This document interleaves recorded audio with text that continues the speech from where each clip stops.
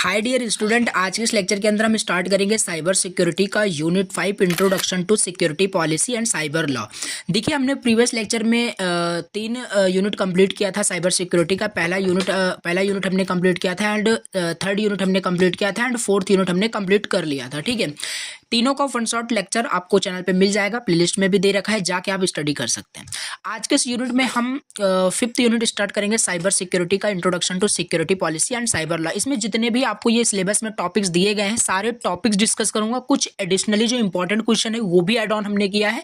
सारी चीजें डिस्कस करूंगा इस यूनिट का, बहुत ही इजी वर्ड में, बिल्कुल आपको समझ में आ जाएगा जैसे आपको हमेशा समझ में आता है। चलिए स्टार्ट करते हैं, बिल्कुल भी टाइम वेस्ट नहीं करेंगे। बस छोटी सी रिक्वेस्ट है, अगर फर्स्ट टाइम चैनल पे विजिट किया हो तो प्लीज चैनल को एक सब्सक्राइब कर देना, ठीक है? क्योंकि आप सब्सक्राइब करोगे बहुत ही ज़्यादा मोटिवेशन मिलता है, ऐसे कंटिन्यूसली लेक्चर्स अपलोड करता रहूं। और चैनल पे मैंने आपको टेक्निकल कम्युनिकेशन का मोस्ट इंपॉर्टेंट क्वेश्चंस भी दिया हुआ है, ठीक है? पूरा कंप्लीट पांचों यूनिट का जो इंपॉर्टेंट क्वेश्चन है मैंने अपलोड कर दिया, जाके इस वीडियो को भी देख लेना, ठीक है? चलिए अभी हम स्टार्ट करते हैं। फिलहाल साइबर सिक्योरिटी एक बार थोड़ा सा ब्रीफ इंट्रोडक्शन दे देते हैं, क्या है, क्या सब्जेक्ट है। साइबर सिक्योरिटी सब्जेक्ट था, हम पढ़ रहे थे। इसका सब्जेक्ट कोड देख लीजिए, BCC 301 401 301H एंड 401H, ठीक है? तो ये सब्जेक्ट हम पढ़ रहे थे। फर्स्ट यूनिट आपका कंप्लीट है एंड थर्ड यूनिट भी आपका कंप्लीट यहाँ पे है एंड फोर्थ यूनिट भी आपका यहाँ पे ऑलरेडी कंप्लीट है। नाउ स्टार्ट हम फिफ्थ यूनिट कर रहे हैं, जो कि है introduction to security policy and cyber law. अब चलिए एक कनेक्शन बिल्ड करते हैं पहले ठीक है, तो इजी तरीके से समझ पाओगे। तो डायरेक्टली मैं यूनिट पे नहीं आऊंगा, पहले एक कनेक्शन बिल्ड कर देता हूँ, प्रीवियस लेक्चर से आपको कनेक्ट कर देता हूँ, जिससे कि इजी तरीके में आपको समझ में आ जाएगा। कोई भी चीज़ रटना नहीं है, जस्ट आपको पूरा समझना है क्या चीज़ें कैसी है। फर्स्ट यूनिट के अंदर हमने देखा था साइबर क्राइम क्या होता है, इसके बारे में जो भी इंट्रोडक्शन थे, साइबर क्रिमिनल्स कौन होते हैं, क्या क्लासिफिकेशन होता है, सब कुछ मतलब पूरा बेसिक हमने देखा था। साइबर क्राइम क्या होता है ये देखा था। एंड इसके बाद जो वन शॉट आया था थर्ड यूनिट का, इसके अंदर हमने देखा था कि जो साइबर क्राइम होता है, जो cyber criminal cyber crime conduct करते हैं, उसमें क्या क्या टूल्स वो यूज़ करते हैं, किस मेथड से साइबर क्राइम करते हैं, ये सारे मेथड्स यहाँ पे हमने इसको भी डिस्कस किए थे, ठीक है? नाउ इसके बाद हमने देखा जब साइबर क्राइम हो जाता है तो उसमें क्या प्रोसेस होता है। साइबर क्राइम को पकड़ने के लिए यानी एक कंप्यूटर फॉरेंसिक एक होता है, डिपार्टमेंट होता है, जहां से एनालिसिस किया जाता है, एनालाइज किया जाता है कि कैसे क्राइम हुआ है, क्या चीज़ कैसी थी। कुल मिलाकर के यहाँ पे इस यूनिट में हमने पढ़ा कि कैसे साइबर फॉरेंसिक क्या होता है, कंप्यूटर फॉरेंसिक क्या होता है, और कैसे किसी भी साइबर क्रिमिनल्स को पकड़ा जाता है एक लीगल वे में, मतलब एक लीगल एविडेंस कलेक्ट करके उसको प्रेजेंट करना कोर्ट में। तो ये सारे प्रोसेस यहाँ पे हमने पढ़े थे, साइकिल वगैरह हमने देखा था। अब उसी में हमने यहाँ पे आगे प्रोसीड किया है। अब इसमें हमें पढ़ना है कि क्या क्या सिक्योरिटी पॉलिसी बनाई गई है, क्या क्या साइबर लॉ बनाए गए हैं। हमने साइबर क्राइम के बारे में पढ़ लिया, लेकिन हमें अभी तक ये नहीं पता चला है कि आखिर क्या क्या लॉज बनाए गए हैं, क्या क्या लेटेस्ट डेवलपमेंट हुआ है, DPDP एक्ट क्या होता है। तो तरह तरह के यहाँ पे लॉज बनाए गए हैं, वो सारे डिस्कस करने। नाउ स्टार्ट करते हैं यूनिट। तो चलिए यहाँ पे पहला आपका सिलेबस में दिया है need of an information security, मतलब इंफॉर्मेशन सिक्योरिटी पॉलिसी की नीड क्यों पड़ी। तो चलिए देखते हैं। तो एक सेकंड, जस्ट मैं ओपन करता हूँ PDF एंड ये रहा PDF। अभी देखते हैं यहाँ पे, देखिए मैं आपको सारा आपका सिलेबस तो कंप्लीट होता रहेगा प्रीवियस वन शॉट के जैसे यहाँ पे पूरा है आपका। यहाँ पे मैं इंपॉर्टेंट क्वेश्चंस भी आपको दे दिया हूँ, साथ ही साथ आपको आपका सिलेबस भी वहाँ पे कंप्लीट होता रहेगा। तो यहाँ पे क्वेश्चंस आप देख लीजिए। सबसे पहले यहाँ पे क्वेश्चंस आपसे पूछ रहा है कि what is an information security policy. Information security policy क्या होती है, इंफॉर्मेशन सिक्योरिटी पॉलिसी की मतलब ये इंपॉर्टेंट क्यों है। चलिए, तो वो सिलेबस का ही हो गया, नीड ऑफ तो समझ में आ रहा होगा, ठीक है? अब देखते हैं सबसे पहले इंफॉर्मेशन सिक्योरिटी पॉलिसी होता क्या है। आपको ये बिल्कुल पता है कि इन्फॉर्मेशन क्या होता है। आपके कंप्यूटर में, आपके लैपटॉप में, आपके स्मार्टफोन में जो डेटा है वही आपका इन्फॉर्मेशन है। आपके फोटोज़, वीडियोज़, कुछ डॉक्यूमेंट्स आपने रखे हैं, तो एक तरीके का आपका एक इन्फॉर्मेशन है जो आपने उसमें सेव करके रखा हुआ है। अब उसको सिक्योर करना, ठीक है, उसी को सिक्योर करना। अब मान लीजिए आपका कोई इन्फॉर्मेशन आपने अपना डेटा इन्फॉर्मेशन अपने कंप्यूटर में सेव किया है, वो मैं चुपके से चोरी कर ले रहा हूँ किसी मेथड को यूज़ करके, किसी क्राइम को कंडक्ट करके मैं उसको यूज़ कर पा रहा हूँ। तो कुल मिला के आपका इन्फॉर्मेशन सिक्योर नहीं है। तो अब उसी इन्फॉर्मेशन को सिक्योर करने के लिए, एक पॉलिसी बनाई गई है।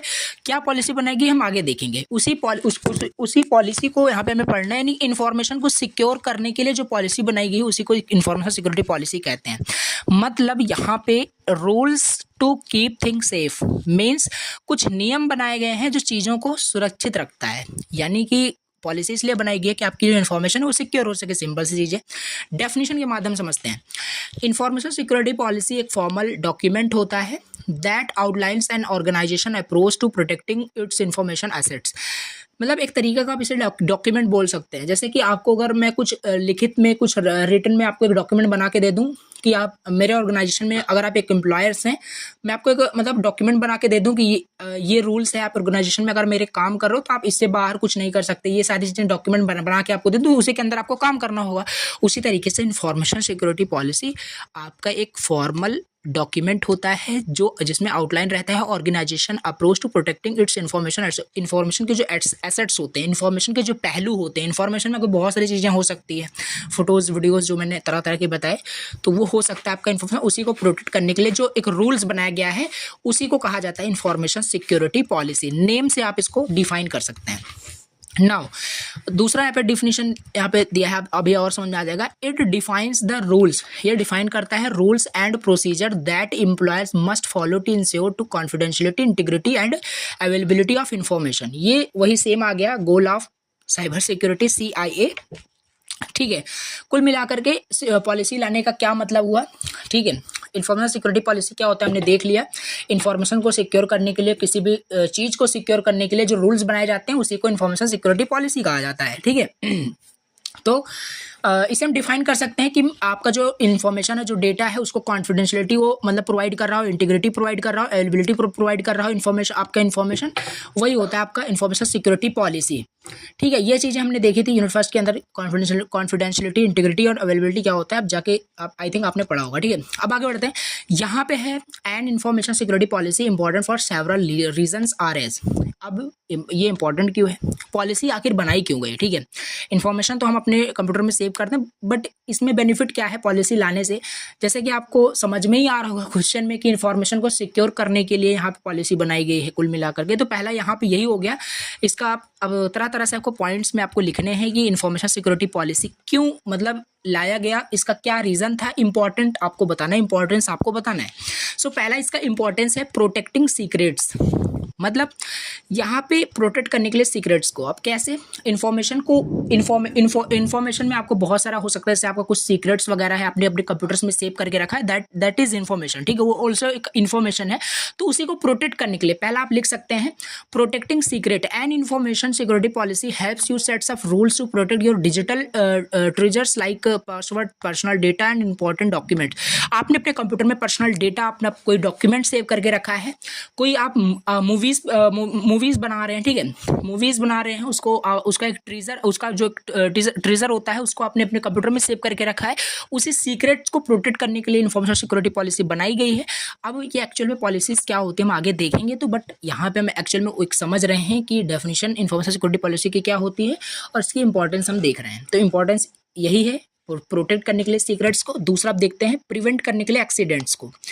अब इंफॉर्मेशन सिक्योरिटी पॉलिसी का एक्सीडेंट से क्या मतलब होता है, देखिए समझते हैं। देखिए सिंपल सी बात है, अगर किसी भी चीज़ का आप एक रूल बना के उसको करते हो, सिंपल सी बात है, आपको उसमें कुछ भी लॉस नहीं होगा। फॉर एग्जांपल सपोज करिए आप एक टॉय मार्केट में खरीदते हो, मतलब सपोज करिए, लेट सपोज आपने एक मेले से आपने एक टॉय खरीदा, एक खिलौना खरीदा, उस खिलौने को आपने किसी बच्चे को दे दिया खेलने के लिए। अगर उस बच्चे के लिए आपने कुछ रूल सेट कर दिए कि इस खेलते वक्त आप इसको बाहर मत खेलना, इसको उछालना मत, नहीं तो ये खिलौना टूट जाएगा।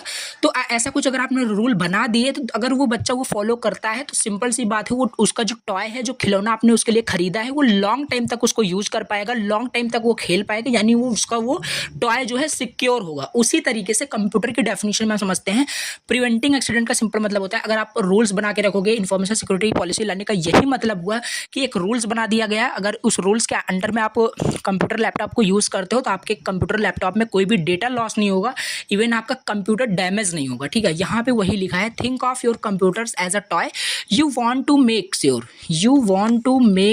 You do not accidentally break it while playing. जो एग्जांपल बताया वही लिखा है।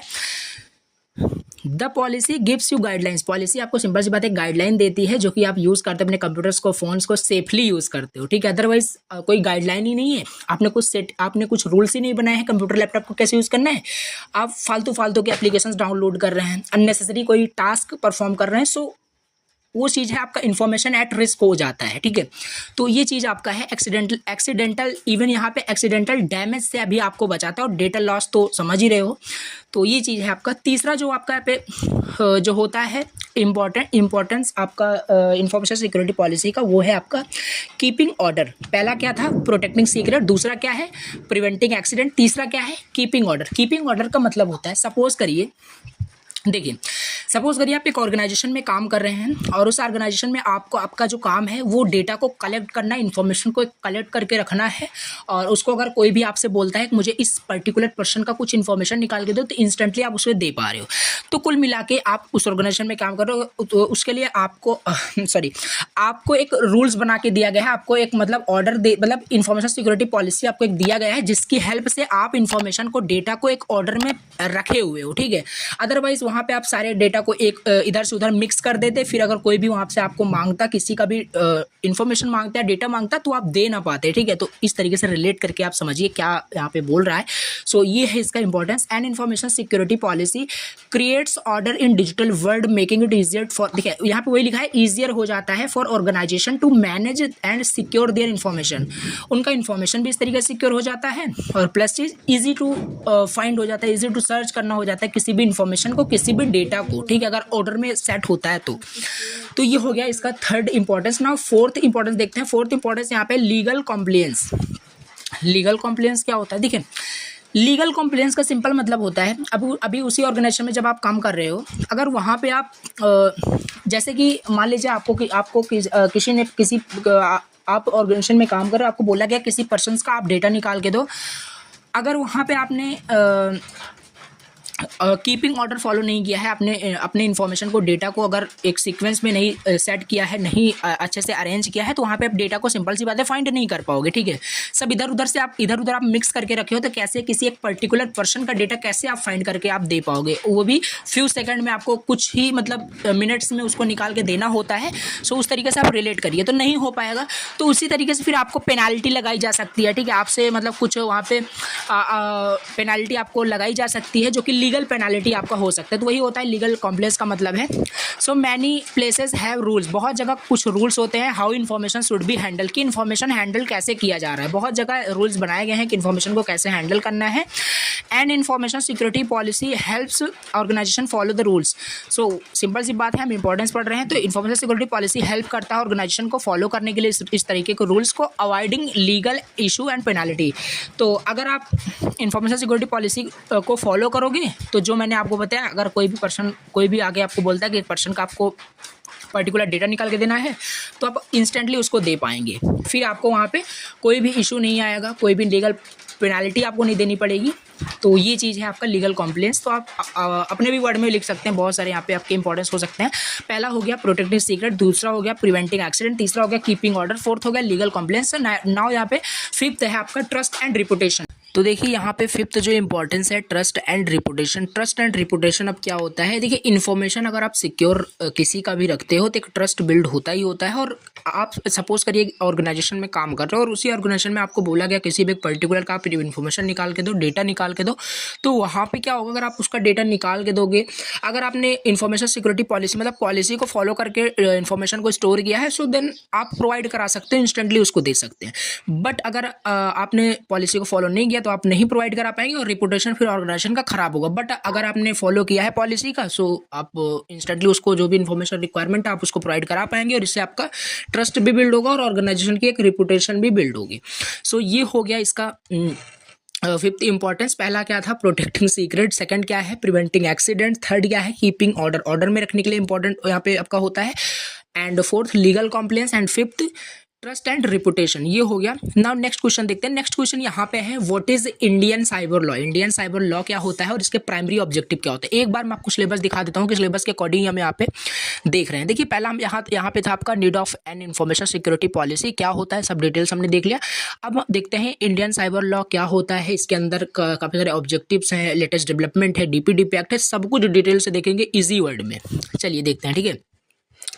नाउ यहाँ पे हमारे पास नेक्स्ट क्वेश्चन है, what is Indian cyber law. Indian cyber law होता क्या है, इसको डिफाइन करना है और इसके प्राइमरी ऑब्जेक्टिव आपको बताने हैं। एज इट इज क्वेश्चंस भी आपको मिल सकता है एग्जाम में, तो चलिए देखते हैं इंडियन साइबर लॉ होता क्या है। सबसे पहले आपको याद रखना है इंडियन साइबर लॉ को आईटी एक्ट 2000 से भी इसको जाना जाता है इंडियन साइबर लॉ को, ठीक है। Indian cyber law formally known as information technology, it means ITA 2000 act, ठीक है।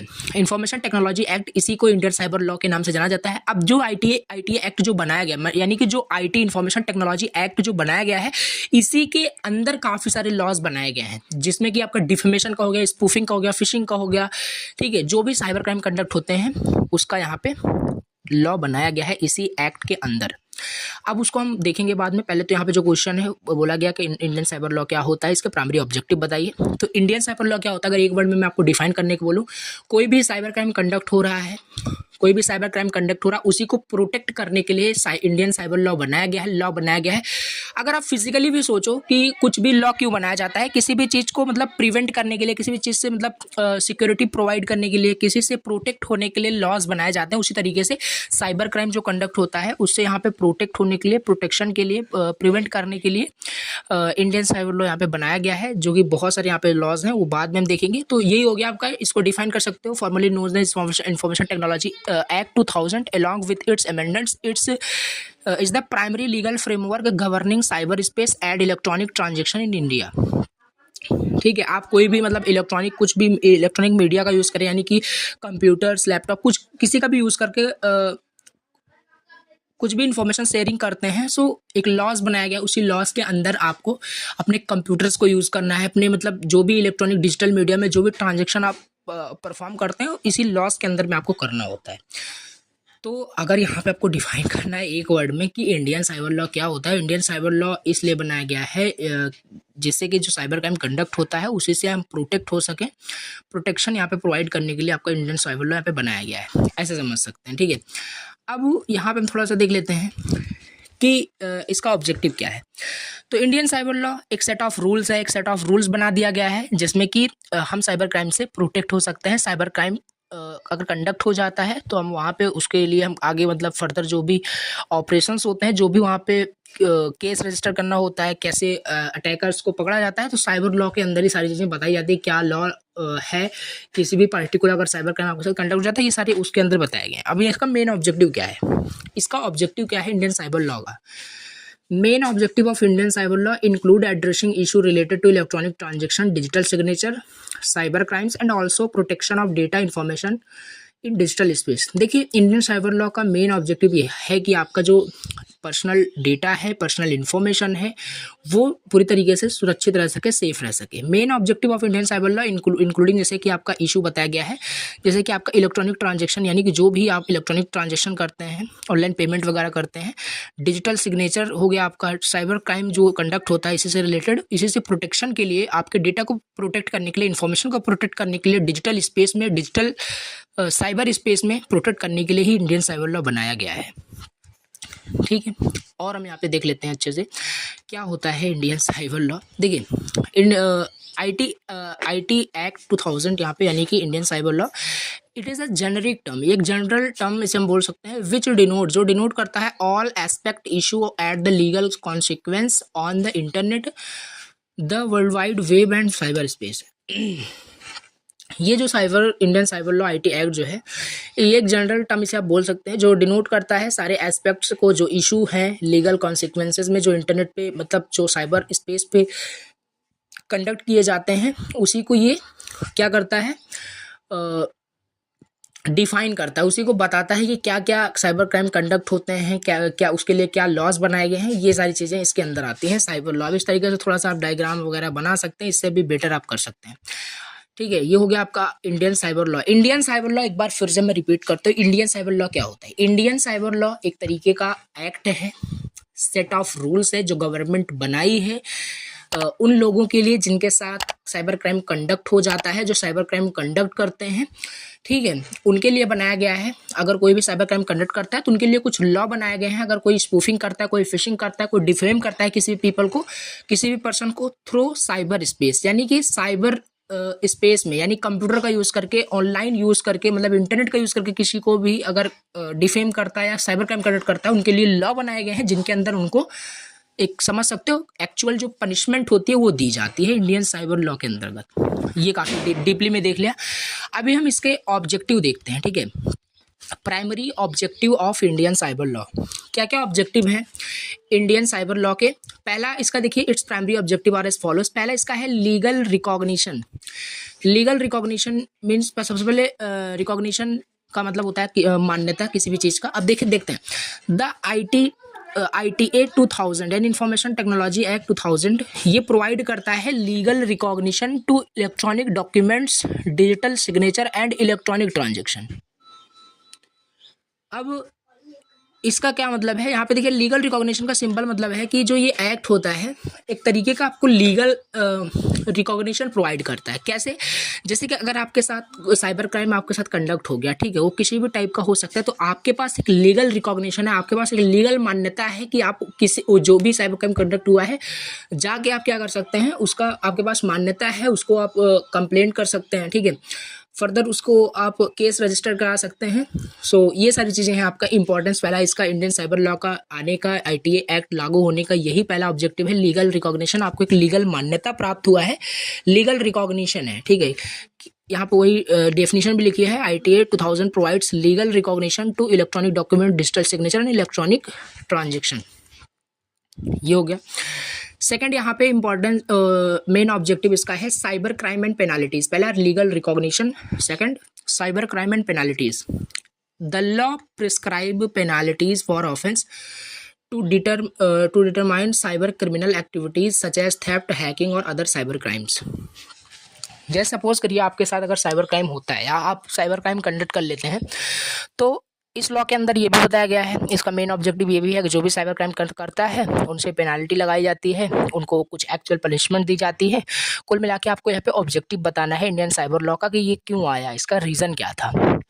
तो जो साइबर क्राइम कंडक्ट हो रहा था उसी को प्रोटेक्ट करने के लिए, उसी को प्रिवेंट करने के लिए ये लॉज आया था। अब मेन ऑब्जेक्टिव यहाँ पे आपको पहला लिखना था लीगल रिकॉग्निशन, आपको एक मान्यता प्राप्त हुई है। डिजिटल मीडिया, इलेक्ट्रॉनिक ट्रांजेक्शन जो भी आप यूज़ करते हैं, अगर आपके साथ फ्रॉड होता है तो उसके लिए आप फर्दर जो भी स्टेप्स होते हैं वो कर सकते हैं, ठीक है। आपको एक लीगल रिकॉग्निशन आपको मिला हुआ है। सेकंड क्या है, साइबर क्राइम एंड पेनाल्टीज का क्या मतलब है, जैसे कि ये जो लॉ है ये आपको प्रिस्क्राइब करता है पेनाल्टी फॉर ऑफेंस। अगर आप कोई भी ऑफेंस कंडक्ट करते हैं, मीन्स अपराध कंडक्ट करते हैं, आपको पेनाल्टी लगाई जाती है इस लॉ के अंतर्गत, ठीक है।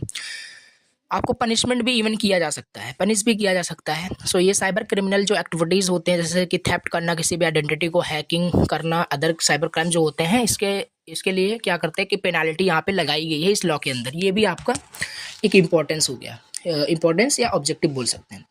थर्ड है डेटा प्रोटेक्शन एंड प्राइवेसी। मैंने ऑलरेडी आपको बताया इंडियन साइबर लॉ क्यों आया, प्रोटेक्ट करने के लिए हमारे प्राइवेसी को, हमारा जो प्राइवेसी लीक होता है, जो साइबर क्राइम कंडक्ट करके हमारे प्राइवेसी को चोरी करते हैं, थेफ्ट करते हैं, सो उसी को प्रोटेक्ट करने के लिए सेट ऑफ रूल्स बनाया गया, वही होता है Indian cyber law, data protection and privacy के लिए। The IT act 2000 address aspect of data protection and privacy. The laws aims to protect sensitive personal information.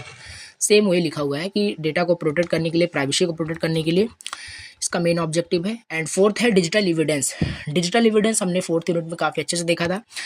जैसे समझ लीजिए आपके साथ साइबर क्राइम कंडक्ट हो गया, आपने कंप्यूटर फॉरेंसिक एनालिसिस कराया, कुछ डिजिटल एविडेंस आपने कलेक्ट किया, तो उस डिजिटल एविडेंस को क्या करने के लिए, प्रोटेक्ट करने के लिए भी आपके यहाँ पे लॉज आए। To recognise the admissibility of electronic records such as evidence in legal proceeding.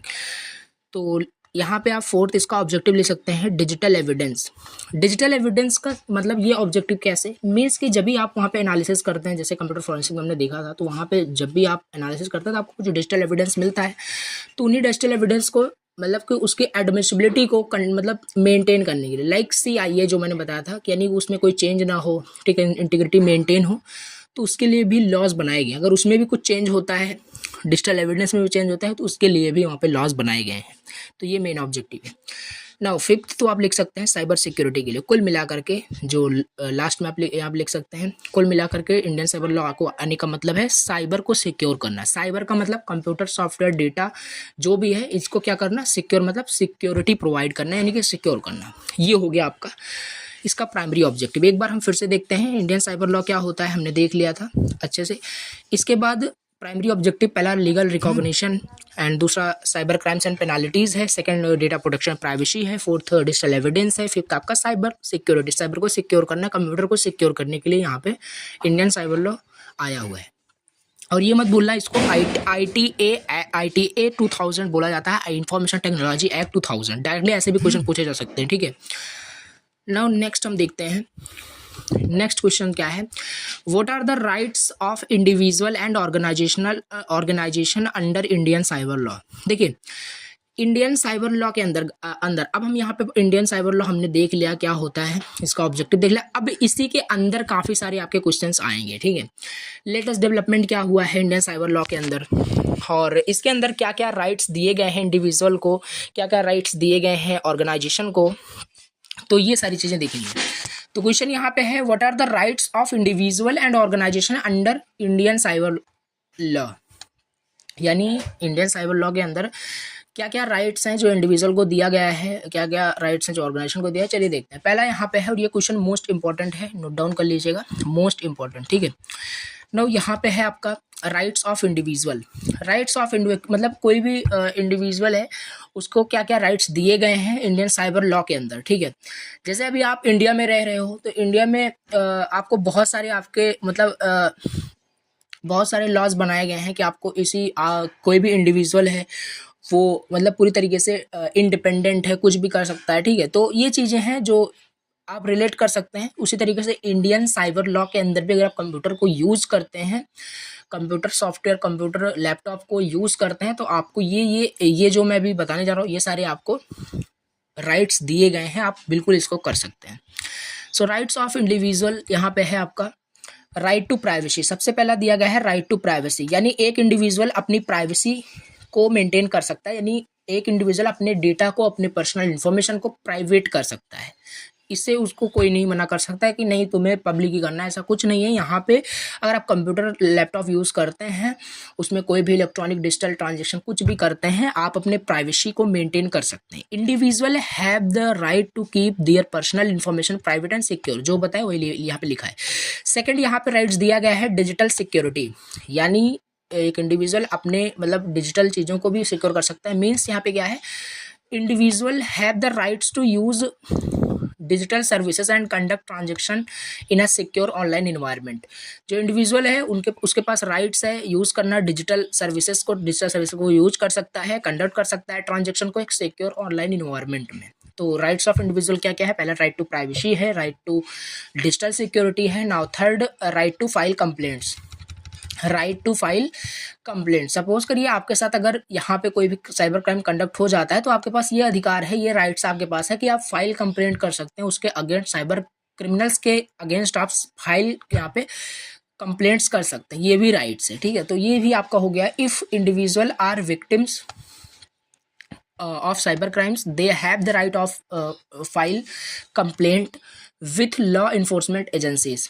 तो ये सारी चीज़ें हैं, आप फाइल भी कंप्लेंट कर सकते हैं, ये भी आपको राइट्स मिला हुआ है। बाकी ये सारे मैं पॉइंट जो बता रहा हूँ ये आपको याद रहेगा, तो आप अपने भी वर्ड में बहुत सारी चीज़ें यहाँ पे लिख सकते हैं।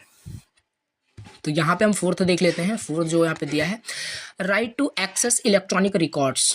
Right to access electronic records का मतलब क्या है, individual have the right to access and use electronic records for various transaction. The law recognise electronic records digital signature as legally valid. मतलब कोई भी इंडिविजुअल है वो अपने इलेक्ट्रॉनिक रिकॉर्ड्स को वो सेफ रख सकता है, एक्सेस कर सकता है, ठीक है। जैसे कि यहाँ पे मान लीजिए आप कोई भी ऑनलाइन ट्रांजेक्शन करते हैं, वेरियस आप कोई ट्रांजेक्शन करते हैं, तो इस लॉ में बताया गया है कि आप अपने इलेक्ट्रॉनिक ट्रांजेक्शन का रिकॉर्ड रख सकते हैं, उसको सेफली मतलब स्टोर कर सकते हैं। ये सारी चीज़ें बताया गया है। डिजिटल सिग्नेचर जैसे होता है वो सारी चीज़ें मतलब लीगली तरीके से वैलिड है कि नहीं। आप किसी भी इलेक्ट्रॉनिक मीडिया पर, इलेक्ट्रॉनिक रिकॉर्ड्स पर आप डिजिटल सिग्नेचर भी कर सकते हैं। ये सारे राइट्स यहाँ पे आपको दिए गए हैं।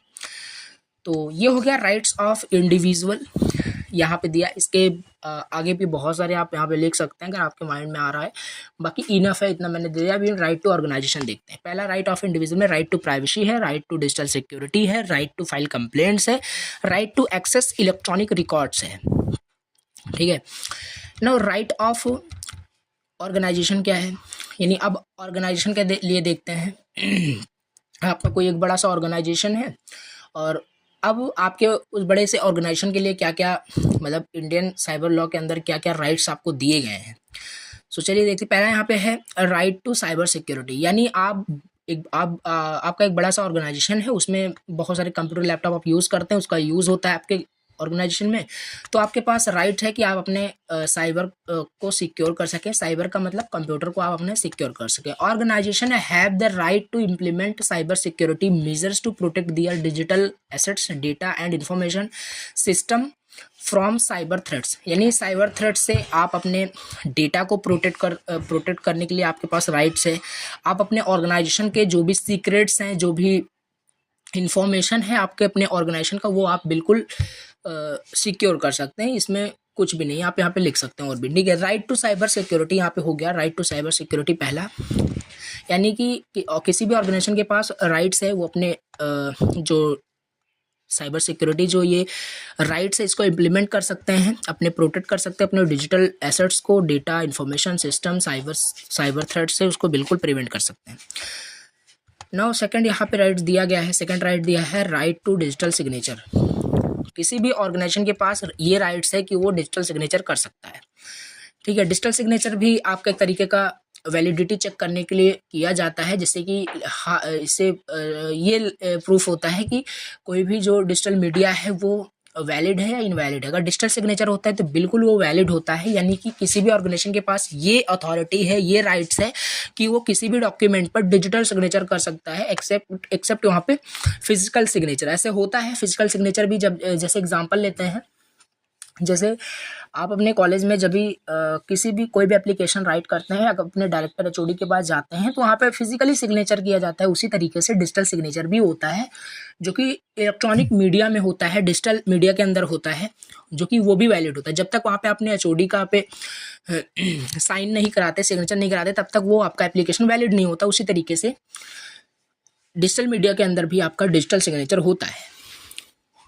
Organisation can use digital signature for secure and legally recognised electronic transaction, मतलब कि यहाँ पे ऑर्गेनाइजेशन डिजिटल सिग्नेचर कर सकते हैं for secure and legally purpose के लिए रिकॉग्नाइज, जिससे कि जो आपका ट्रांजेक्शन है, जो भी आपका डॉक्यूमेंट है, वो बिल्कुल लीगली वे में उसको कोई भी यूज कर सकता है। पहला क्या था, right to cyber security. Second, right to digital signature. तीसरा क्या है, right to protect their intellectual property. किसी भी ऑर्गेनाइजेशन के पास ये राइट्स है, वो अपने इंटेलेक्चुअल प्रॉपर्टी को प्रोटेक्ट कर सकता है। इंटेलेक्चुअल प्रॉपर्टी अभी हम आगे डिटेल से देखेंगे क्या होता है, बाकी यूनिट फर्स्ट के अंदर भी हमने इसको डिस्कस किया था थोड़ा बहुत। इंटेलेक्चुअल प्रॉपर्टी लाइक जो भी ऑर्गेनाइजेशन है, किसी भी ऑर्गेनाइजेशन का कुछ सीक्रेट्स हो गया, ठीक है, कुछ यूनिक आइडिया हो गया, कोई भी ऑर्गेनाइजेशन है उसने अपना पेटेंट बनाया है, उसने अपना कुछ क्रिएटिविटी कुछ क्रिएट किया है, उसको प्रोटेक्ट करने का जो राइट्स है ऑर्गेनाइजेशन के पास है, अगर उसको कोई यूज करता है विदाउट परमिशन, सो उसके लिए भी काफ़ी सारे लॉज बनाए गए, आगे हम देखेंगे। सो ये है third, right to protect their intellectual property. Organisation have the rights to protect their intellectual property right such as copyright, trademark, patent वगैरह, ये सारी चीज़ यहाँ पे आप लिख सकते हैं। ये हो गया थर्ड राइट्स। फोर्थ यहाँ पे है take action against cyber criminals. अगर आपका जैसे फॉर एग्जाम्पल जो भी बताया ऊपर, right to cyber security, second right to digital signature and right to protect their intellectual property. अगर किसी भी ऑर्गेनाइजेशन में कुछ भी साइबर क्राइम कंडक्ट हो जाता है साइबर सिक्योरिटी से रिलेटेड, इंटेलेक्चुअल प्रॉपर्टी से रिलेटेड, तो ऑर्गेनाइजेशन के पास ये भी राइट्स है कि वो एक्शन ले सकता है अगेंस्ट साइबर क्रिमिनल्स। यहाँ पे वही लिखा है, organisation have the rights to take legal action against cyber criminals who damage their business और रिपुटेशन। जिन्होंने ऑर्गेनाइजेशन का रिपुटेशन मतलब ख़राब किया है, उनका बिजनेस ख़राब किया है, उसके अगेंस्ट जो है आपका जो ऑर्गेनाइजेशन होते हैं, ऑर्गेनाइजेशन को वहाँ पे राइट्स दिए गए हैं कि उनके अगेंस्ट वो फाइल कंप्लेंट्स कर सकते हैं। जैसे इंडिविजुअल को राइट्स दिया गया है कि फाइल कंप्लेंट कर सकता है अगर उसके साथ होता है, उसी तरीके से ऑर्गेनाइजेशन को भी दिया है साइबर क्रिमिनल्स के अगेंस्ट एक्शन लेने के लिए, ठीक है। ये हो गया what are the rights of individual and what are the rights of organisation under Indian cyber law. Indian cyber law के अंदर ये सारे राइट्स दिए गए हैं, ठीक है। बहुत इंपॉर्टेंट क्वेश्चन है। राइट ऑफ इंडिविजुअल में right to privacy, right to digital security, right to file complaints, right to access electronic records. Right of organisation में क्या था, right to cyber security, right to digital signature, right to protect their intellectual property and fourth है take action against cyber criminals. ये हो गया। Now अभी हम next देखते हैं। तो ये सारे अभी हम क्या यहाँ पे इंडियन साइबर लॉ के अंदर ही हम पढ़ रहे हैं, ठीक है। एक बार मैं सिलेबस भी अगेन आपको दिखा देता हूँ, ठीक है, एक सेकंड। तो ये रहा सिलेबस एंड यहाँ पे हमने देखा था, यहाँ पे इंफॉर्मेशन सिक्योरिटी पॉलिसी, ये सारी चीज़ हमने देख ली। अब इंडियन साइबर लॉ भी हमने इसको देख लिया था क्या होता है। अब हम देखेंगे यहाँ पे इसके अंदर हम देखेंगे इंडियन साइबर लॉ में क्या क्या लेटेस्ट डेवलपमेंट हुए हैं, ठीक है। उसके बाद हम यहाँ पे नेक्स्ट आगे देखेंगे। तो सबसे पहले चलिए देख लेते हैं कि क्या क्या लेटेस्ट डेवलपमेंट हुआ है इंडियन साइबर लॉ के अंदर। ये भी क्वेश्चन मोस्ट इंपॉर्टेंट है आपका, ठीक है। तो यहाँ पे क्वेश्चन है what are the latest development in Indian cyber law, यानी इंडियन साइबर लॉ के अंदर क्या क्या लेटेस्ट डेवलपमेंट हुए हैं, यानी प्रेजेंट टाइम का आपको बताना है, पास्ट का नहीं। प्रेजेंट टाइम में जो इंडियन साइबर लॉ बनाया गया है, एक्ट जो बनाया गया है, इंफॉर्मेशन टेक्नोलॉजी एक्ट 2000 जो बनाया गया है, इसके अंदर लेटेस्ट डेवलपमेंट क्या क्या हुआ है, इसके अंदर लेटेस्ट जो लॉज हैं क्या क्या है, वो आपको एक्सप्लेन करना है। कुल मिला के कहने का मतलब ये है। तो the latest development in Indian cyber law includes, पहला जो यहाँ पे लेटेस्ट जो लॉ है जो वो है आपका digital personal data protection act, DPDP act. अभी इसको हम डिटेल से देखेंगे, अभी एक जस्ट इसका ओवरव्यू हमें लेना है। देखिए डीपीडीपी एक्ट होता क्या है, मैं आपको पहले बताता हूँ। ये जो एक्ट है आपको याद करना पड़ेगा, ठीक है। ये सारी चीज़ें आपको डेट याद करनी है, जैसे कि आप अच्छे तरीके से को रिप्रेजेंट कर पाएँ। जो डीपीडीपी एक्ट है ये 2023 में ओवरऑल ये आया था, बट ये कब पास हुआ था, ये पास हुआ था दिसंबर 2022 में। देखिए यहाँ पे लिखा है this act which was passed in December 2022 in India first comprehensive law on data protection. सबसे पहले मैं बताता हूँ डीपीडीपी एक्ट होता क्या है। देखिए डीपीडीपी एक्ट जैसे नाम से पता होगा, digital personal data protection act, यानी इस एक्ट के अंतर्गत, इस एक्ट के अंदर आपको यहाँ पे आपके डेटा को प्रोटेक्शन के बारे में यहाँ पे एक्ट बनाया गया है। जैसे कि आप अपने कंप्यूटर लैपटॉप में जो भी डेटा, जो भी पर्सनल डेटा रखते हैं, उसी को प्रोटेक्ट करने के लिए यहाँ पे ये एक्ट आया था। और ये एक्ट कब पास हुआ था, दिसंबर 2022 में पास हुआ था, 2023 में ओवरऑल ये आ गया था। एंड ये इंडिया का सबसे पहला कॉम्प्रिहेंसिव लॉ है ऑन डेटा प्रोटेक्शन पर। डेटा को प्रोटेक्ट करने पर ये इंडिया का सबसे पहला कॉम्प्रिहेंसिव यानी कि विस्तृत लॉ बनाया गया है डेटा प्रोटेक्शन के ऊपर, ठीक है। The acts establish a number of rights and obligation for individuals and organisation in relation to the collection, use and disclosure of personal data. और इस एक्ट के अंदर बताया गया है कि क्या क्या राइट्स होते हैं किसी इंडिविजुअल के पास, कि वो अपने डेटा को किस तरीके से यूज कर सकता है, किस तरीके से वो उसको मैनेज कर सकता है, ये बताया गया। कोई भी ऑर्गेनाइजेशन कैसे अपने डेटा को कलेक्ट करता है, कलेक्ट करके रख सकता है कैसे, ठीक है। ये सारी चीज़ें कुल मिला के यहाँ पे डिजिटल जो भी आपके डिजिटल डेटा होते हैं, पर्सनल जो डेटा होते हैं, उसी को प्रोटेक्ट करने के लिए ये एक्ट बनाया गया था, पास हुआ था दिसंबर 2022 में। इंडिया का फर्स्ट कॉम्प्रिहेंसिव लॉ है डेटा प्रोटेक्शन पर, ठीक है। डेटा प्रोटेक्शन पर ये फर्स्ट कॉम्प्रिहेंसिव आपका लॉ दिया गया था। तो यही होता है आपका डीपीडीपी में। अभी आके हम बहुत डिटेल से इसको देखेंगे, ठीक है। ये तो हम लेटेस्ट डेवलपमेंट देख रहे हैं। तो पहला लेटेस्ट डेवलपमेंट आपका यही हुआ है इंडियन साइबर लॉ के अंदर की डीपीडीपी एक्ट लाया गया, जिससे कि जो इंडिविजुअल है, जो ऑर्गेनाइजेशन है, उनके पर्सनल जो डेटा होते हैं वो लीक नहीं होते हैं, वो काफ़ी सिक्योर हैं। तो ये पहला लेटेस्ट डेवलपमेंट हो गया। नाउ सेकंड देखते हैं। सेकंड यहाँ पे है the information technology intermediary guidelines and digital media ethics code rules 2021। देखिए ये भी प्रेजेंट टाइम में आपका जो इंडियन साइबर लॉ के अंदर जो लेटेस्ट डेवलपमेंट है ये भी है। ये क्या है, information technology means intermediary guidelines and digital media ethics code rules 2021। देखो इसको मैं इजी वर्ड में एक्सप्लेन करता हूँ क्या है। पहले तो इसको मैं आपको थोड़ा बताता हूँ क्या है। ये जो रूल्स है ये नोटिफाई हुआ था फरवरी 2021 में। ये सारी चीज़ें आपको याद करनी पड़ेगी। डीपीडीपी एक्ट दिसंबर 2022 में आया था, ठीक है। 2023 में ओवरऑल करने का मतलब आया था। और ये आपका फरवरी 2021 में ये नोटिफाई हुआ था, लाया गया था। impose a number of new obligation on intermediaries such as social media platform and search engine. The rules include requirement for intermediary to take down illegal content, provide information to law enforcement agencies। ये सारी चीज़ें लिखी हुई है। देखो काफ़ी मतलब technical definition लिखी है, ठीक है। मैं आपको सब एक्सप्लेन करता हूँ इसी वर्ड में। देखिए ये जो आपका सेकंड इंफॉर्मेशन टेक्नोलॉजी जो ये गाइडलाइंस आपका दिया गया था डिजिटल मीडिया एथिक्स कोड जो रूल्स यानी 2021 यानी जो फरवरी 2021 में ये जो सेकंड जो आपका एक्ट आया था, इस एक्ट के अंतर्गत जो सोशल मीडिया प्लेटफॉर्म होते हैं उस पर आप क्या चीज़ें पोस्ट कर रहे हैं, यानी सोशल मीडिया पे सर्च इंजन पे क्या चीज़ें सर्च कर रहे हैं, जो भी इलीगल वेबसाइट्स हैं, इलीगल जो भी कंटेंट है वो इसके अंतर्गत रिमूव किया गया है। आगे हम बहुत अच्छे से डिस्कस करेंगे, अभी जस्ट मैं आपको बता रहा हूँ, ठीक है। तो ये हो गया आपका सोशल मीडिया। इसमें कुल मिला के इस एक्ट के अंदर जो ये एक्ट आया था इंफॉर्मेशन टेक्नोलॉजी जो भी ये गाइडलाइंस आया था फरवरी 2021 के अंदर, इसमें जो सोशल मीडिया प्लेटफॉर्म है, इसमें जो सोशल मीडिया जो प्लेटफॉर्म है जैसे कि सर्च इंजन हो गया और भी जो सोशल मीडिया प्लेटफॉर्म आप यूज़ करते हैं, इसमें क्या था, जो इलीगल कंटेंट था उसको टेक डाउन कर लिया गया, ठीक है। उसको डाउन मतलब टेक डाउन का मतलब उसको रिमूव कर दिया गया, ऐसा आप समझ सकते हैं। तो ये चीज़ है, इलीगल कंटेंट इंटरनेट से रिमूव कर दी गई। इवन अभी तक इलीगल कंटेंट यहाँ पे अवेलेबल है इंटरनेट पे, बट ये जो आपका एथिक्स कोड रूल्स जो आया था इसके अंदर जो इलीगल कंटेंट है वो आप पोस्ट नहीं कर सकते और इलीगल कंटेंट को डाउनलोड नहीं कर सकते through social media search engine जो भी है। तो ये आपका इसके अंदर बताया गया था। अभी इसको हम इजी वर्ड में जो आगे है अभी आगे हम देखने वाले हैं जस्ट इसी के बाद, ठीक है। ये मैं पहले आपको बता दूं क्या क्या यहाँ पे लेटेस्ट डेवलपमेंट था, इसी को बहुत इजी वर्ड में देखेंगे। कुछ भी आपको यहाँ पे ऐसा नहीं है कि समझ में नहीं आएगा, सब कुछ समझ में आएगा, देखते रहिए। देखिए यहाँ पे नेक्स्ट देखते हैं। पहला था आपका डीपीडीपी एक्ट, दूसरा है ये एथिक्स कोड रूल्स जो फरवरी 2021 में आया था। थर्ड यहाँ पे है आपका the Indian cyber crime coordination centre IC3, ये भी आपका लेटेस्ट डेवलपमेंट है, ठीक है।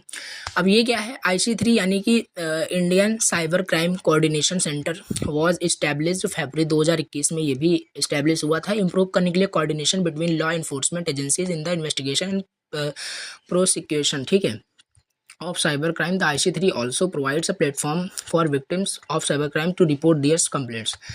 कुल मिलाकर के इस वाले मतलब डेवलपमेंट्स में थर्ड जो डेवलपमेंट्स था इंडियन साइबर लॉ के अंदर वो था एक सेंटर को इस्टेब्लिश किया गया। सेंटर लाइक आप समझ सकते हैं, साइबर क्राइम आप यूनिट समझ सकते हैं, इस्टेब्लिश किया गया जहाँ पर जो एक इंडिविजुअल है जिसके साथ साइबर क्राइम कंडक्ट हो जाता है वो जाके अपनी कंप्लेंट्स वहाँ पे रिपोर्ट कर सकता है। कुल मिला के ऐसे आप समझ सकते हैं।